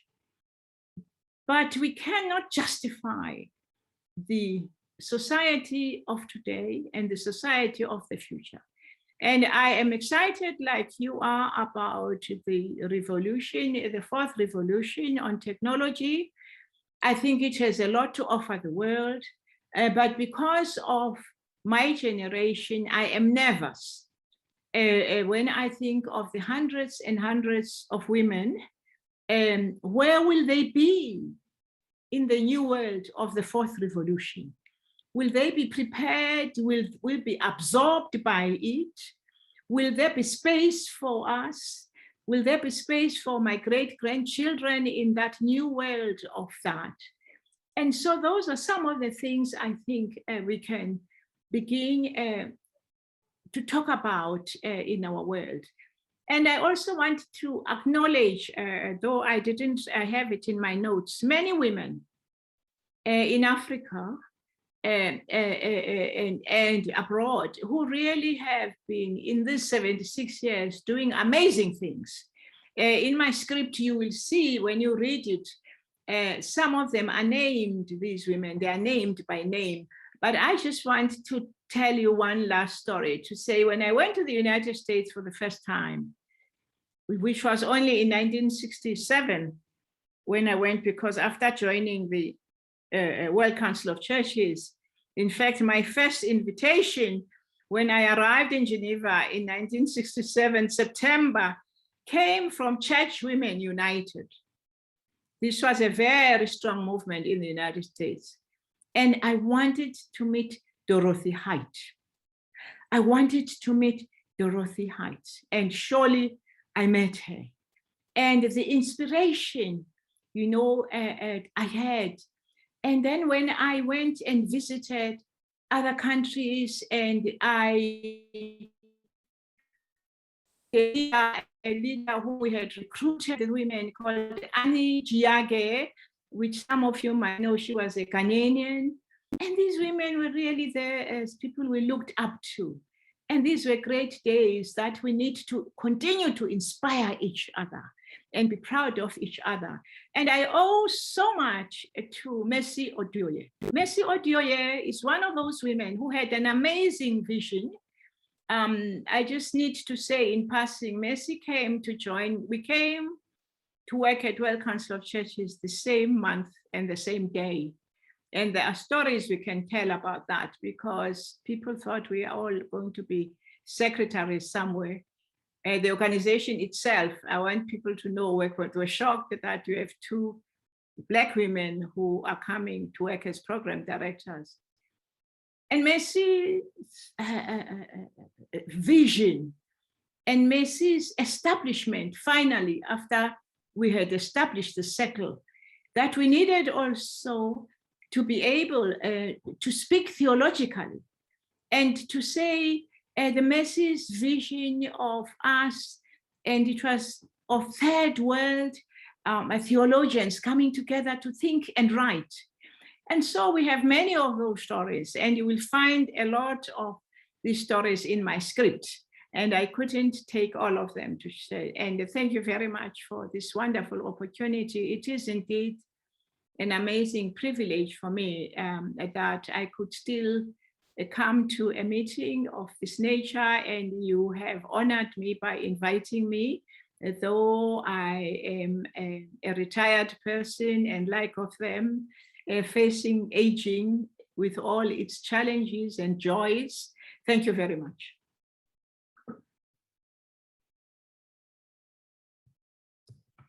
Dr. Bam, we are simply, I must say to some extent, overwhelmed with your legacy and your willingness to join us and to go so deeply into your journey to share with us today. We cannot thank you enough. We are looking forward to looking at the manuscript, but please know we're delighted to hear your voice and to see your face and to know that God is still with you, blessing you to even in this moment to speak to the challenges that we have had historically and in this moment and even going forward. We just thank you so much for taking time to be with us. Dr. Bam, we know you could say even more. You've said so much already. But I just want to echo quickly what you said about what we need to do now, because this will contribute to the declaration that will come as a result of this conference. These words about women's spirituality, acknowledging our mothers, the ancestors, those who come before us, and even to be vulnerable to share about your mother. And then the issues around the fourth industrial revolution, around technology, and making sure no one is left behind. And then the issues around food security and the environment. And dare we also mention climate change, which is on the agenda for this week. And that the matter of spirituality, yes, women's spirituality, but spirituality matters generally speaking as well. And then we must embrace the different visions that have come together. And to recognize the movements that also Dr. Phiri also mentioned that have come in the ecumenical history. You and Dr. Mercy Odioye, being there in 1967, being there before so many things now that so many women accept as rights and not just privilege, but as rights to their human dignity. And then this whole question of where do we go from here, and to be critical of what has not happened yet. What is it the churches need to do now? And more than that, what do we as women of Africa and African descent need to say and to do to make sure that those questions are asked critically? But also, as some of the younger women said to us in our annual conference at Poween last year, to do so with radical love. What does it mean to live in that tension as well in this moment? These are a few of the points that you made toward the end around us to consider going forward. We take them very seriously, just as we've heard all the presentations very seriously today, that will be considered as we put together the declaration of where we go after the conferencing when it ends on next week. Thank you again, Dr. Baum. We honor and you honor us by being with us. Now we have 3 respondents to you. And I must say, I'm glad I'm not in their chair. I'm glad I'm just a moderator in the moment. But we had 3 distinguished respondents today. One who has been mentioned already earlier in the comments of what predates Pauline and PAW, and that is the Sisters Movement. And that was led by our own Myra Leah Shula, who is a part of Pauline and PAW. We are so honored. She, in her vision at that time, had this vision of sisterhood, of women who were not of Anglo identity, who were sisters, women who also had these other isms, if you will, attached to social identity, but knew that they were children of God. And that was Myra Leah Schuler, and I honor her in this moment. She will be our first respondent. I could say more about her. She's a leader in Brazil. She's a member of the international team for this conferencing for the entire week. She has brought the Latin American perspective to the conferencing this week. She has continued in the great legacy she brought to the World Council of Churches when I was a young adult back in the movement, and I honor her too for impact that she's had on my life, just as Dr. Bam has.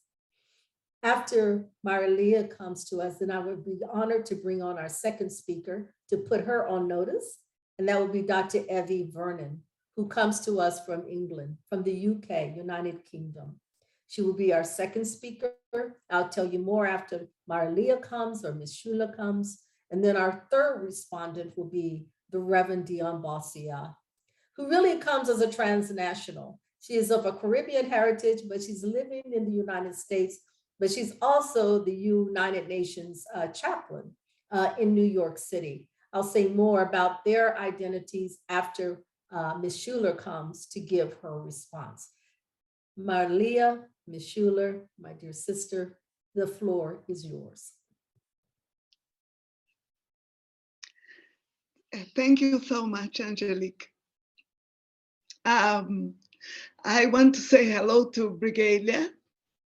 It is an honor to meet you again, even if I am in Brazil and you are in South Africa. I had the honor to serve in the World Council of Churches in the program to combat racism that Brigalia had mentioned to us. And I had the honor also to follow the footsteps of Jean Sendab. That was the first program executive of the Women and the Racism program. At that time, I also had the great opportunity to serve together with my colleague Barney Pitiana, Dr. Barney Pitiana, that was the director of the program to combat racism at that time. So to honor all these persons that, sorry, excuse me for the emotion. It's very important to me because they were friends, brothers, sisters, and I learned so much, and I try to follow in my work and my service on their footsteps. So I feel honored and to be here and humbled by this invitation to participate. And Angelique is right, is a very great challenge to respond to Dr. Brigalia Bam. But I made plenty of notes, but I guess I will not go through all of them. But I wanted to honor our mothers and grandmothers just as Brigelia very well started her presentation. My gratitude, our gratitude as women of African descent in the diaspora, we would not be here today if it wasn't for our mothers and grandmothers, our ancestors, and all the women and men that inspired us in our ministries and our services. So I wanted to respond to that as it echoes in my heart, and I'm sure as it echoes in the heart of many of the women and men that are listening to us. And honoring the storytelling that Dr. Brigelia so much emphasized, and that relates to our mothers and grandmothers.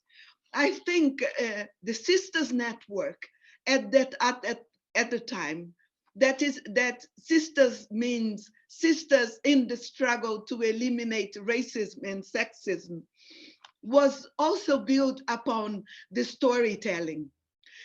We have brought together at the time African descent women from the Americas, from Latin America, from North America, but we also brought together with us Dalit women from India and indigenous women from Asia and Latin America. And we were all gathered together from this focus of telling our story. And in telling our story and sharing, we were responding to many of the issues that Dr. Brigelia had highlighted. And I'm going to mention a few because they are at the heart of the work women of African descent continue doing in Brazil and in Latin America, in different parts of the world. Matters related to our spirituality, how we understand ourselves as daughters and of God, and how God has been in our lives, and how we interpret the Bible, how we read the Bible from our own eyes as women of African descent. But also in that exercise, highlighting matters as the issues of inequalities, the issues of poverty, and I mentioned particularly in those times of coronavirus pandemic in Brazil, never before it became so clear the inequality that we live in our country, as far as racism and the situation of people of African descent, not only women, but people of African descent. The question of decolonization, and on the matter of decolonial perspective and approach, I wanted to emphasize the importance of so many African descent women in the Americas, but particularly in Latin America, like Maricel Mena Lopes, like Silvia Regina de Lima e Silva, like Betty Ruth Lozano Lerma, and I could bring so many other names of sisters that have journeyed together with us, in which they try also to reflect theologically.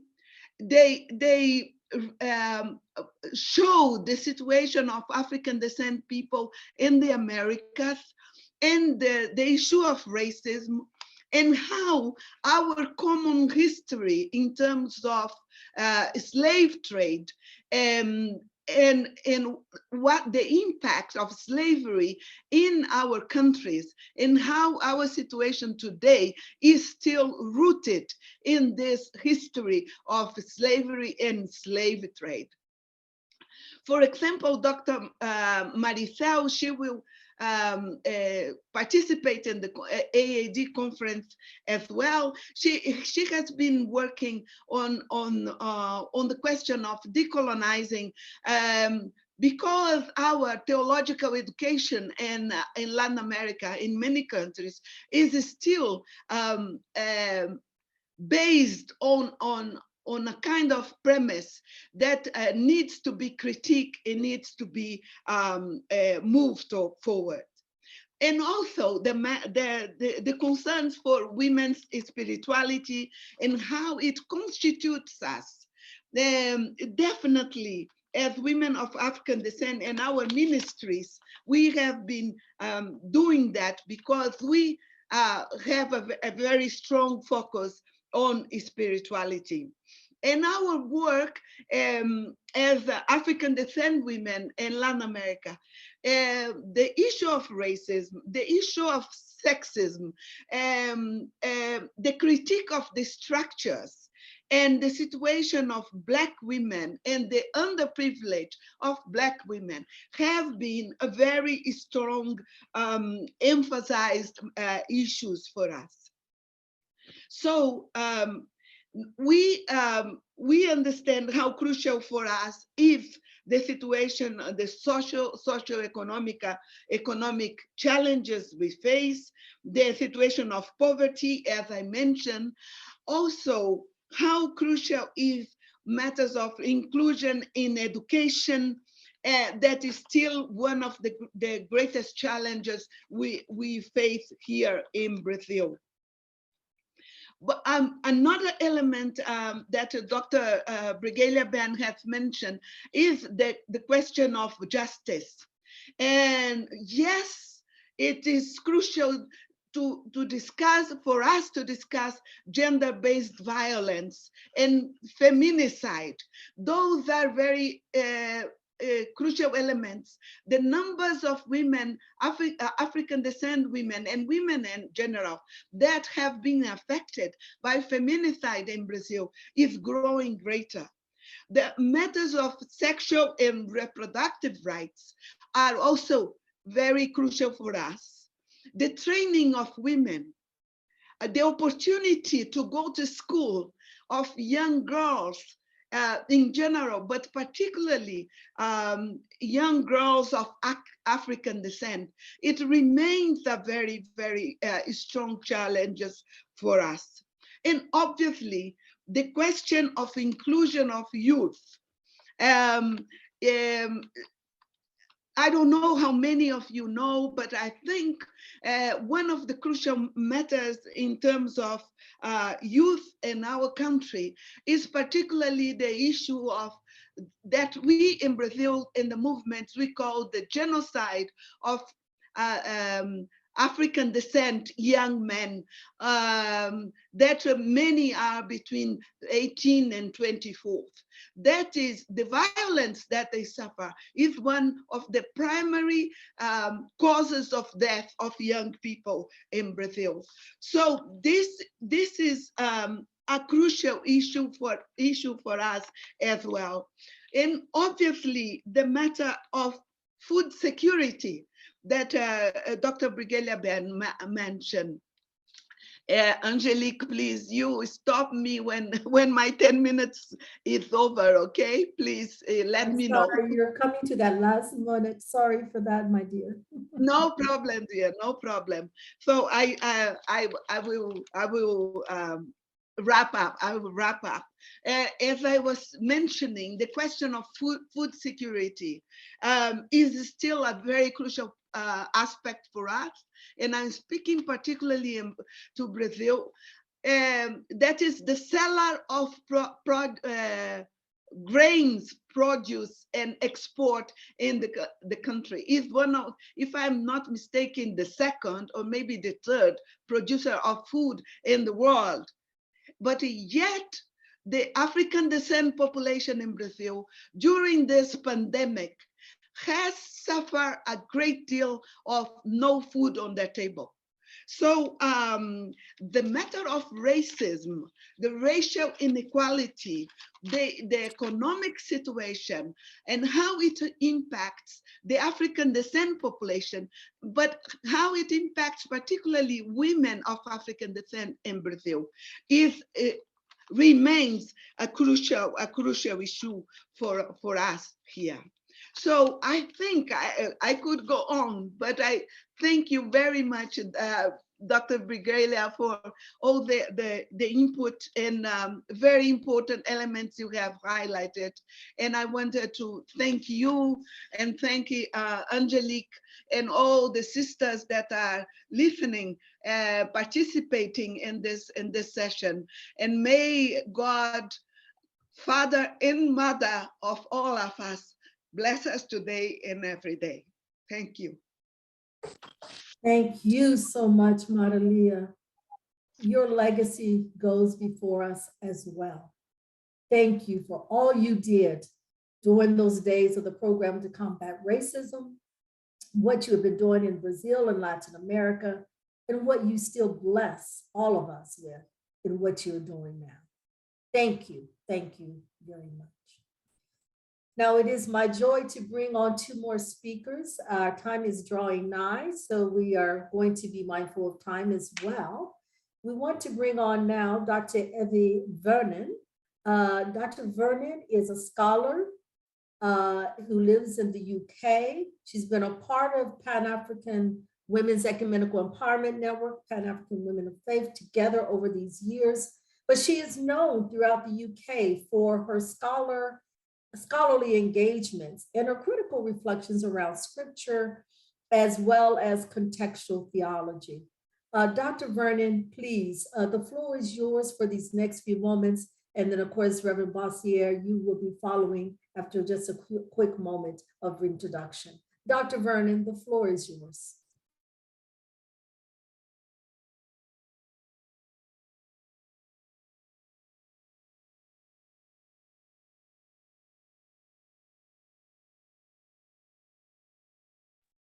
You may want to ensure your microphone is on.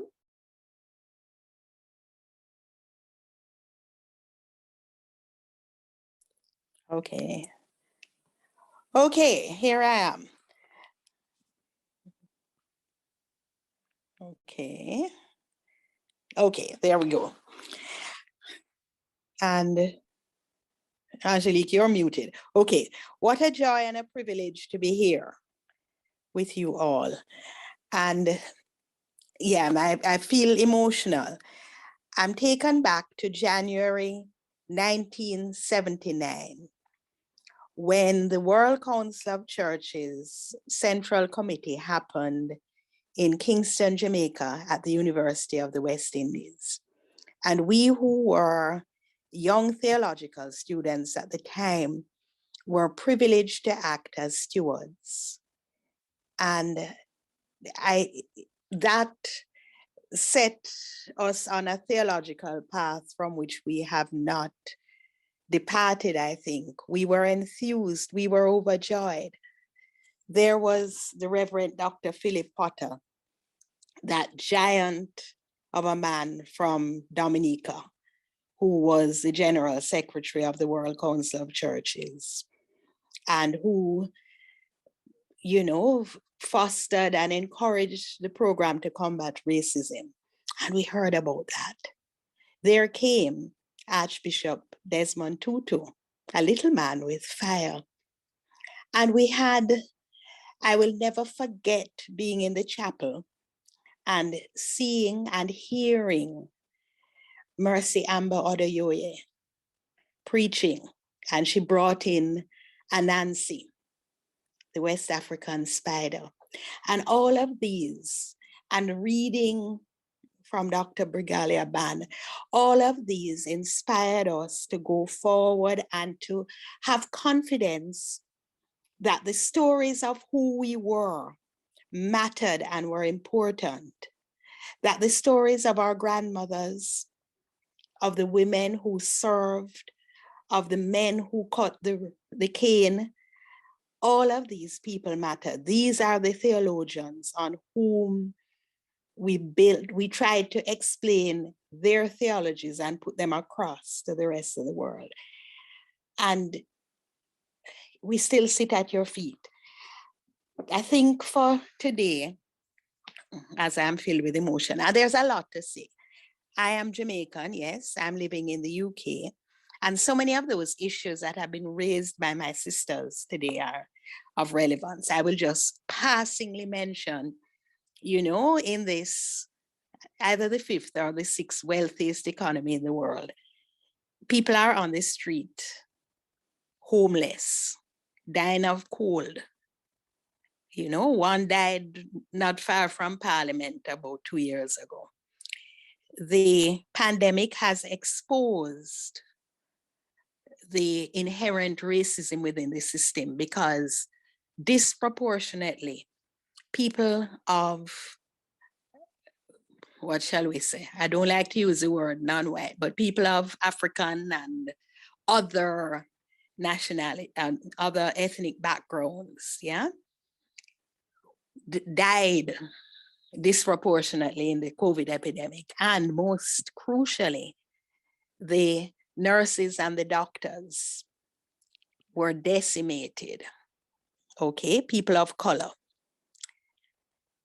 In terms of femicide and race and, you know, sexism in this wonderful country, the formerly United Kingdom, not very united right now, we've had an alarming rise in pressure about the sexism within the police force, as a serving police officer has just been convicted of raping and murdering a woman. And as it has turned out, you know, they knew about his propensities long in advance. And yet, the people who are in charge, we've had 3 home secretaries who have been women in succession, and they don't seem to care. And they say, well, they really didn't know this was going on. Now, who doesn't know that the police force is sexist? But what can I tell you? Anyway, leaving that aside, I feel moved to share with you, there is a book that has just been launched, Ecumenical Encounters with Desmond Tutu, for the 100th birthday of the Archbishop.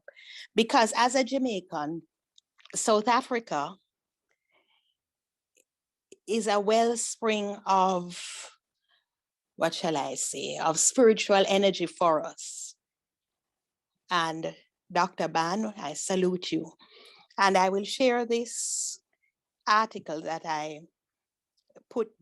was invited to put in as part of this book, yeah? And it's called A Statement from the Mother of Simon of Cyrene. In the Holy Land of Soweto, the nurturing place of many witnesses to freedom, including Desmond and Leah Tutu, Nelson and Winnie Mandela, and my beloved friends George and Gladys Walkup, stands the Hector Peterson Museum, a memorial to one of the children and young people shot by the security forces during the Soweto student uprising on June 16, 1976.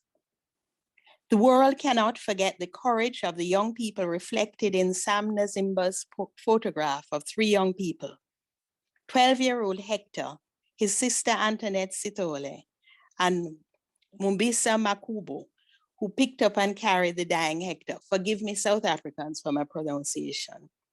This story of Soweto is one that connects to the universal stories of bravery and compassion that cause us to be more than we can be.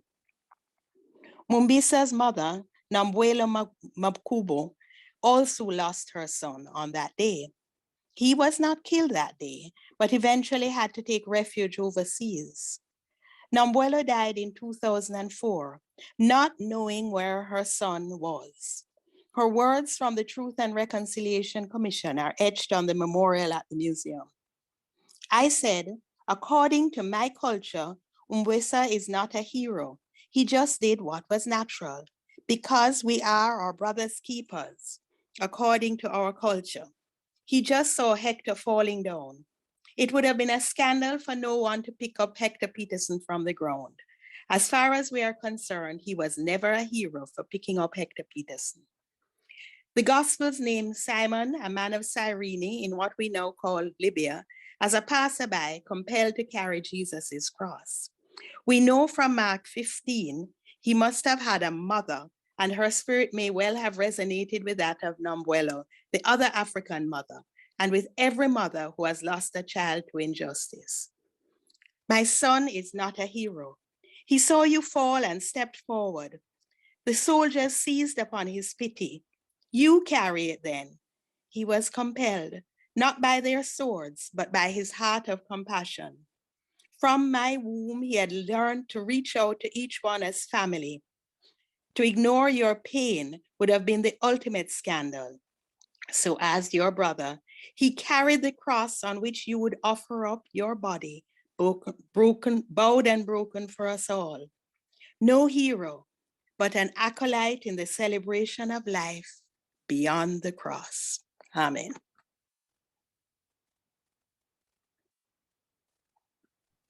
Dr. Vernon, thank you so much for your response. We are grateful both to you and Madali Yeshua, Ms. Shula. Thank you. We now move quickly to Reverend Dion Bossier, who is the chaplain with the United Nations based in New York. She's been a part of this movement of Pauline and Pan-African women of faith. She is a sister beloved, caring not only for the prophetic, but the priestly and also the pastoral needs relative to God's people in the global policy space. She brings a breadth of global experience and scholarship to this occasion. We now are pleased to turn over the floor to the Reverend Dion Bossier for these closing remarks, and then we'll go into any questions that may be in the chat or any observations. Please put them in the chat at this time, because we are coming to the close of our time together. We would appreciate that. Reverend Bossier, the floor is yours.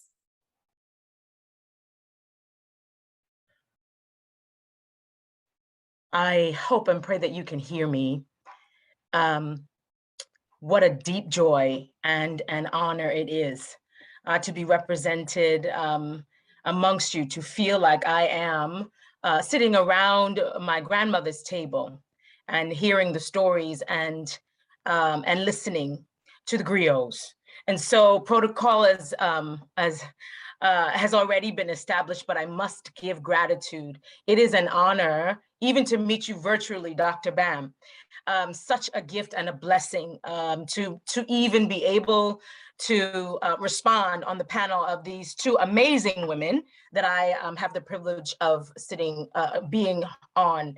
And I wanted to also thank again, Pauline, and of course, the World Council of Churches, but also to the two co-conveners, to you, Dr. Walker Smith, and of course, to you, Reverend Chikani, for really holding up what has happened in the Manchester Conference, but also creating and crafting space for us to be here even now. And of course, for our South African hosts, just grateful to the elders and mothers and teachers, the grandmothers, sisters, beloved siblings in the struggle for liberation.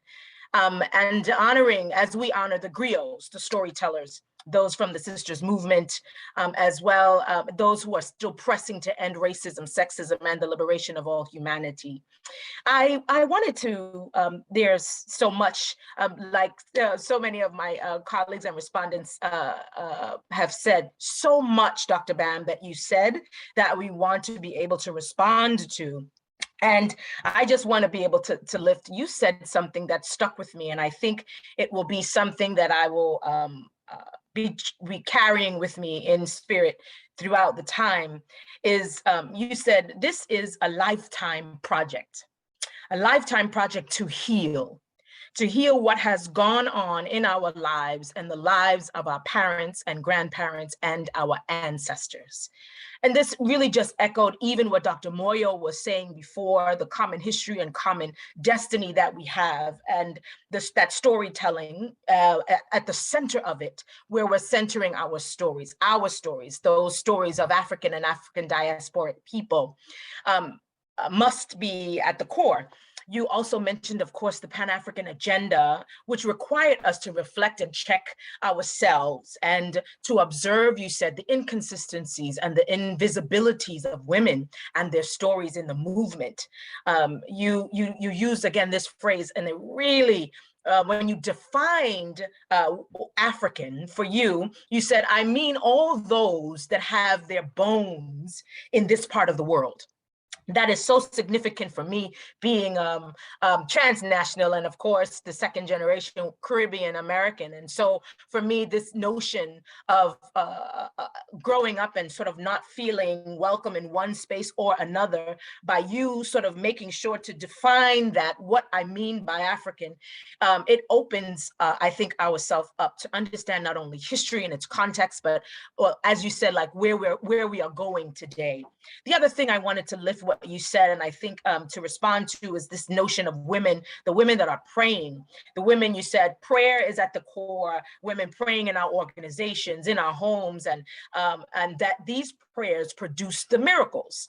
And so that women shouldn't stop doing what we're doing today. For me, of course, your issue that you brought up around seeing women in leadership within the church, ordination, still that is not available in some mainline denominations, particularly in the Catholic tradition, but yet the women who are doing the heavy lifting in all of them. And so, you know, your issue of the agenda of justice that you mentioned, which is including educational access for girls, poverty as a main challenge, and to the notion of feminists today. I want to speak to that just for a moment, just because, as you mentioned, intergenerational approach, and you're talking about inclusion. I actually really think, I think what you have said is so key and helps us to kind of look into it. You used Ubuntu, which we use all the time in this work, because I am, because we are, and not acknowledging those who have come before us and laid the foundation does not allow us to see where we are going and the mistakes that have been made, learning from, growing from, and expanding. So I would like to say that this issue of inclusion has to be revisited as well. You talked about our agenda must change, and our spirituality, women who has been doing women's spirituality for so long. And of course, this quote, of course, that you said, God's mission is the mission of the world, the concerns of justice, so that justice has to be on the agenda. And of course, lifting those griots who have come before us, really helping with African spirituality and Africans in the diaspora, and those of us who are in the Americas also give thanks, deep gratitude to those like Dr. Mercy Odeoye and to Dorothy Height, as you've mentioned. And so I want to also lift one of our ancestors who have been a part of that movement, Audre Lorde, who says revolution is not a one-time event. And so I think what you are talking about, which is this notion of including justice in the agenda, I think that we can't have an agenda if we're not using justice, but also to expand what we understand to be inclusion. I think the core issues that you have mentioned has been on the agenda since Manchester, and this notion and the question that even Dr. Moyo raised, why are we still asking some of those same questions about inclusion and women's voices and our places in this story and in the movement. And so I think the issue for me, as I add to what you have said, is the issue, of course, of human trafficking. Of course, as my other sister respondents have said, the issues of gender-based violence, rape culture, sex slavery, racism, of course, and sexism, but also the notion of classism that cannot be excluded from it. These economic injustices, of course, in the Caribbean, I see those classist and racist injustices continue to permeate. Land ownership, child marriage, of course, issues as you raised, Dr. Bam, as well, sexual health and reproductive rights, food insecurity, of course, climate change and climate injustice, which leads to the environmental racism and all that we are talking about. But for me, as an African in the diaspora, two things for me as a challenge is the use of feminism, because feminism, for me, I enter the work this work as one who identifies, of course, in my Pan-Africanism and as a transnationalist, but I embrace a womanist theological lens. And I think that's something that we overlook oftentimes, again, saying that this notion of inclusion must open up. So as the first woman of African descent to hold the position that I do, where I am, within a global context, of course, linking the local and the global, I want to say that we have to expand the understanding of both of what we mean by Black feminists. And I think it's important to identify us.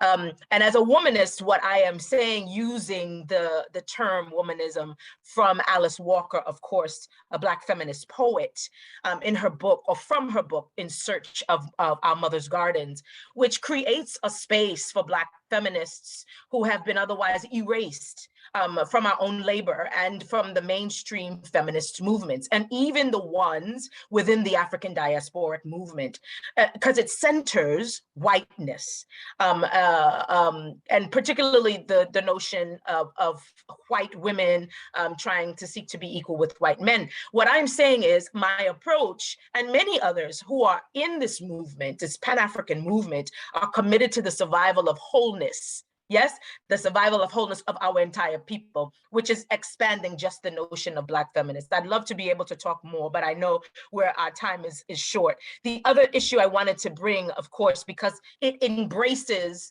other scholars like Dr. Stacey Floyd Thomas and others who include this radical subjectivity, traditional communalism, redemptive self-love, the four tenets, yes, and critical engagement.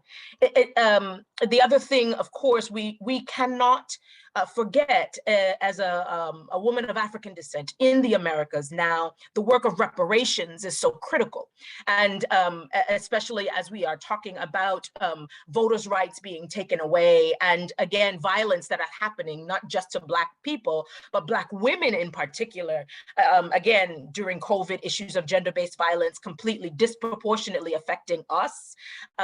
But knowing that in a global world, we are still looking at still trying to find the Chibok girls from Nigeria. They have still not been all of them still not being returned. Issues in the Americas, like the Breonna Taylors of the world being killed and slain in their very homes. And also the issue for me is, how do we respond to movements like ADOS, which is this American descendants of slavery, which is causing such a deeper divide to those of those Africans and African diasporic peoples living in America, which says that reparations and economic justice can only be for those who are descendants, Black descendants of slaves, and not the Black community as a whole. So these are some of the other issues on top of the main issues that you have brought, that I think when we open up this table and we include the generational conversation, the valuing the in the Americas, of course, the Black Lives, the movement for Black Lives, which needs to include all Black lives and Black voices, centering our stories, and I think, and that is all of us. And so I want to just say that those are the things that added. It is, and to close, it is not, in our community, in the Caribbean community, we have leadership. I mean, from prime ministers who have been in Trinidad and Tobago, in Barbados, Jamaica, we have had leadership, women's leadership for years and decades. And so this is not something that is lost on us, but these questions of how we maintain peace and security, and the difference of what that looks like for women, particularly of African and African descent in the Americas.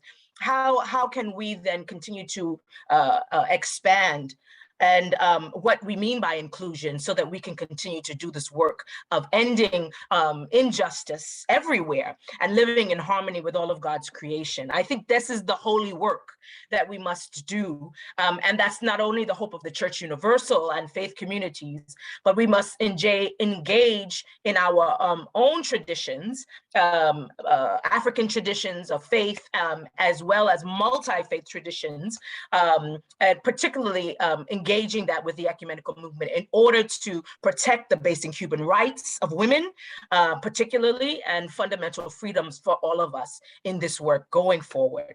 I have so much more to say, but I'm realizing that the time is nigh, so I will stop there. And again, thank you so very, very much for the opportunity. Reverend Bossier, thank you for those insightful comments. And just like with all of the speakers, so substantive and so critical to how it is we come up with our declaration toward the end of this time together for the next steps. Thank you so much for your breadth of knowledge and analysis relative to the discussion. Thank you so much. Let us now begin to close our time together. I see some observations in the chat. I don't see any particular questions in the chat, but I do want to bring your attention to the observations that are in the chat. They are certainly noteworthy and certainly will help us going forward. We will be saving the chat as we develop our program to go further. We now would like to turn to Dr. Funmi Adeyemi and also to the Reverend Pastor Daniel Ayers to give us a bit of word about the upcoming Pan-African Women of Faith Halloween Conference on November 17th through the 19th. This continued conversation will take place then. They have some highlights to share for the women to be a part of on the 17th to the 19th of November, but they can quickly come. And then we will have either Dr. Fury or Reverend Ashwood to say a little bit about the assembly and also the Berlin pre-meeting and the pre-women's meeting very briefly. And then we will close with the closing prayer. And I will say a word about tomorrow's agenda in the next few days. So let's try to be brief so that we can conclude on time. Over to Dr. Funmi and then also to Pastor Danielle, please. Thank you. Thank you so much. And once again, good morning. This is my name is Funmi Adeyemi, as Reverend Angelic as mentioned. I'm originally from Nigeria, but I've been in US. I actually live in Dallas, Texas. I'm really overwhelmed because this is just, it's not something that one should miss. And it's just an eye-opener. It's an eye-opener. And though we've all experienced what we've had today, but just as all the speakers have said, the most important thing is what next. Just like Paul Apostle said, that what I keep on doing is to forget those things in the past, but to look forward to what next. And that is why, this morning, as we have been working on it with our group, the Pan-African Women, African and African descent, African, with anybody from all over the world that has been coming together to work on the meeting that we are going to have on November 17th to 19th. We are going to spend time together, and the topic that we gave it is remembrance, diversity, and advocacy in unity now. This is the right time for all of us to come together to see how we can work together, to see how we can mobilize one another, to see how we can challenge one another. One of the speakers said, 70 years ago, this program started, but I look at it that up to now, we still have a lot of grounds to cover. So that is why I see that this program that we are going to have in November is very, very important. And I want to encourage you, I want to challenge you to invite a lot of people. For example, we are going to have on the first day, we are going to have our speaker, Her Excellency Elder Soka Mavuze, a EU ambassador to USA. She's going to be there. You have any question, you have any concern, you have any suggestion, bring it to that place. On that day also we are going to have All Africa Conference of Churches, Reverend Dr. Lydia Mwanike. She's going to be there. We already had from Dr. Phiri today. By the way, I was in Malawi for 6 years. So I understood the culture of that place. And I know we need to come together because the uniqueness of each continent, of all the Africans that are in each continent, when we bring them together, it brings out strength, it brings out courage, it brings out wisdom on how to go about all these issues. The second day of that program, we are going to have Advocacy Day, organized already by the organization that Reverend Angelic work with. That is a Bread for the World.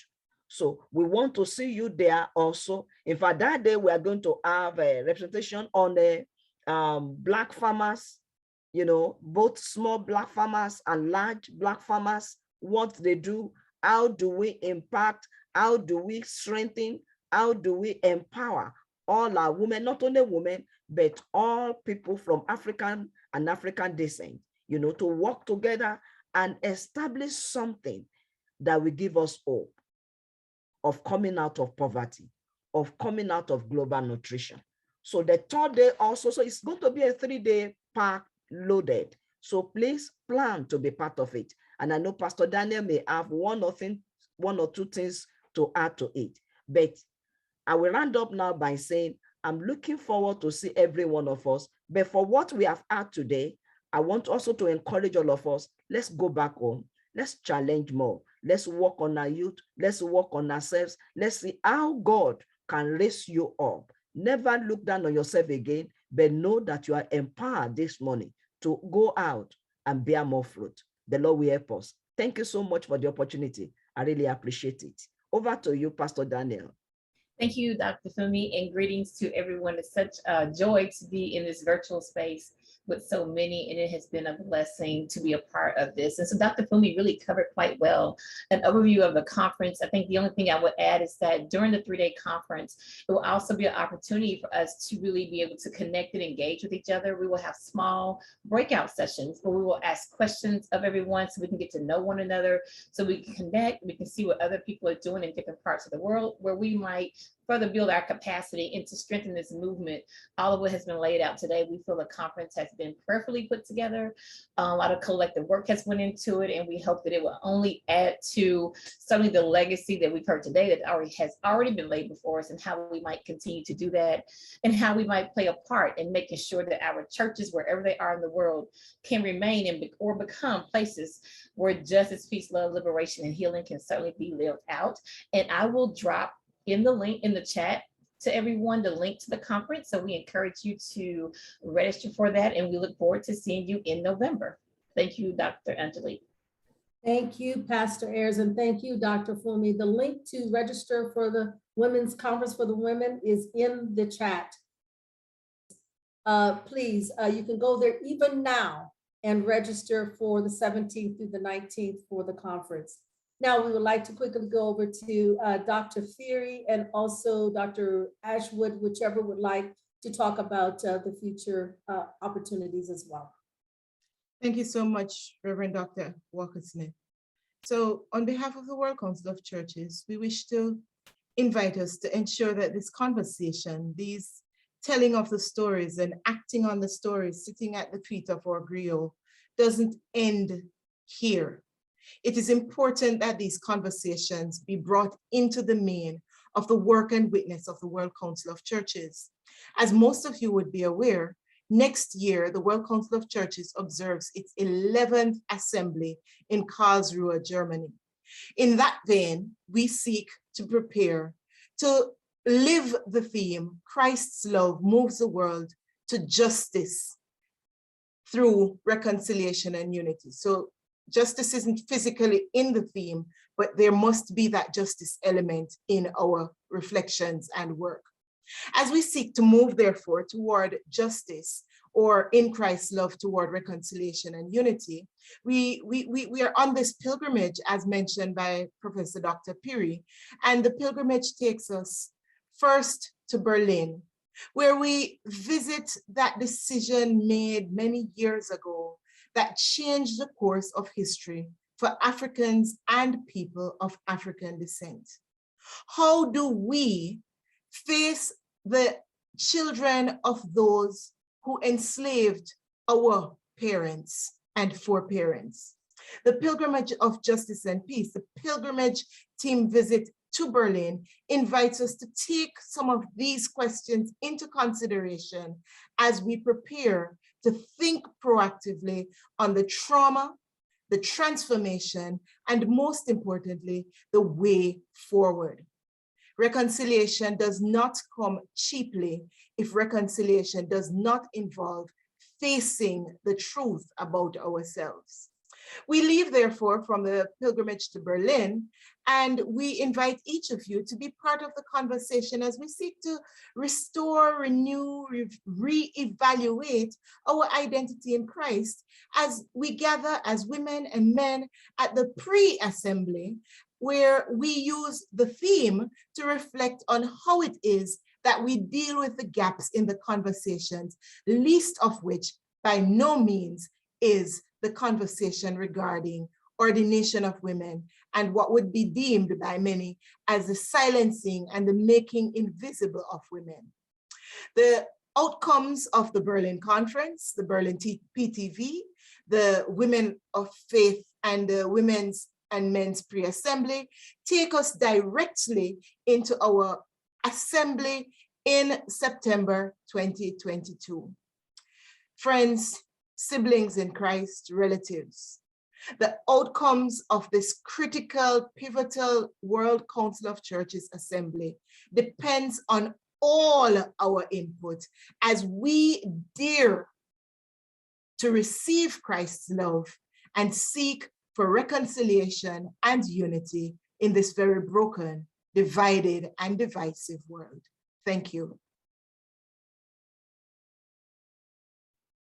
And thank you so much, Reverend Ashwood. We are putting in the chat the correct link. Unfortunately, that was misstated, but now I put it there again. For some reason, it doesn't want to go. I'm not sure why. Yes.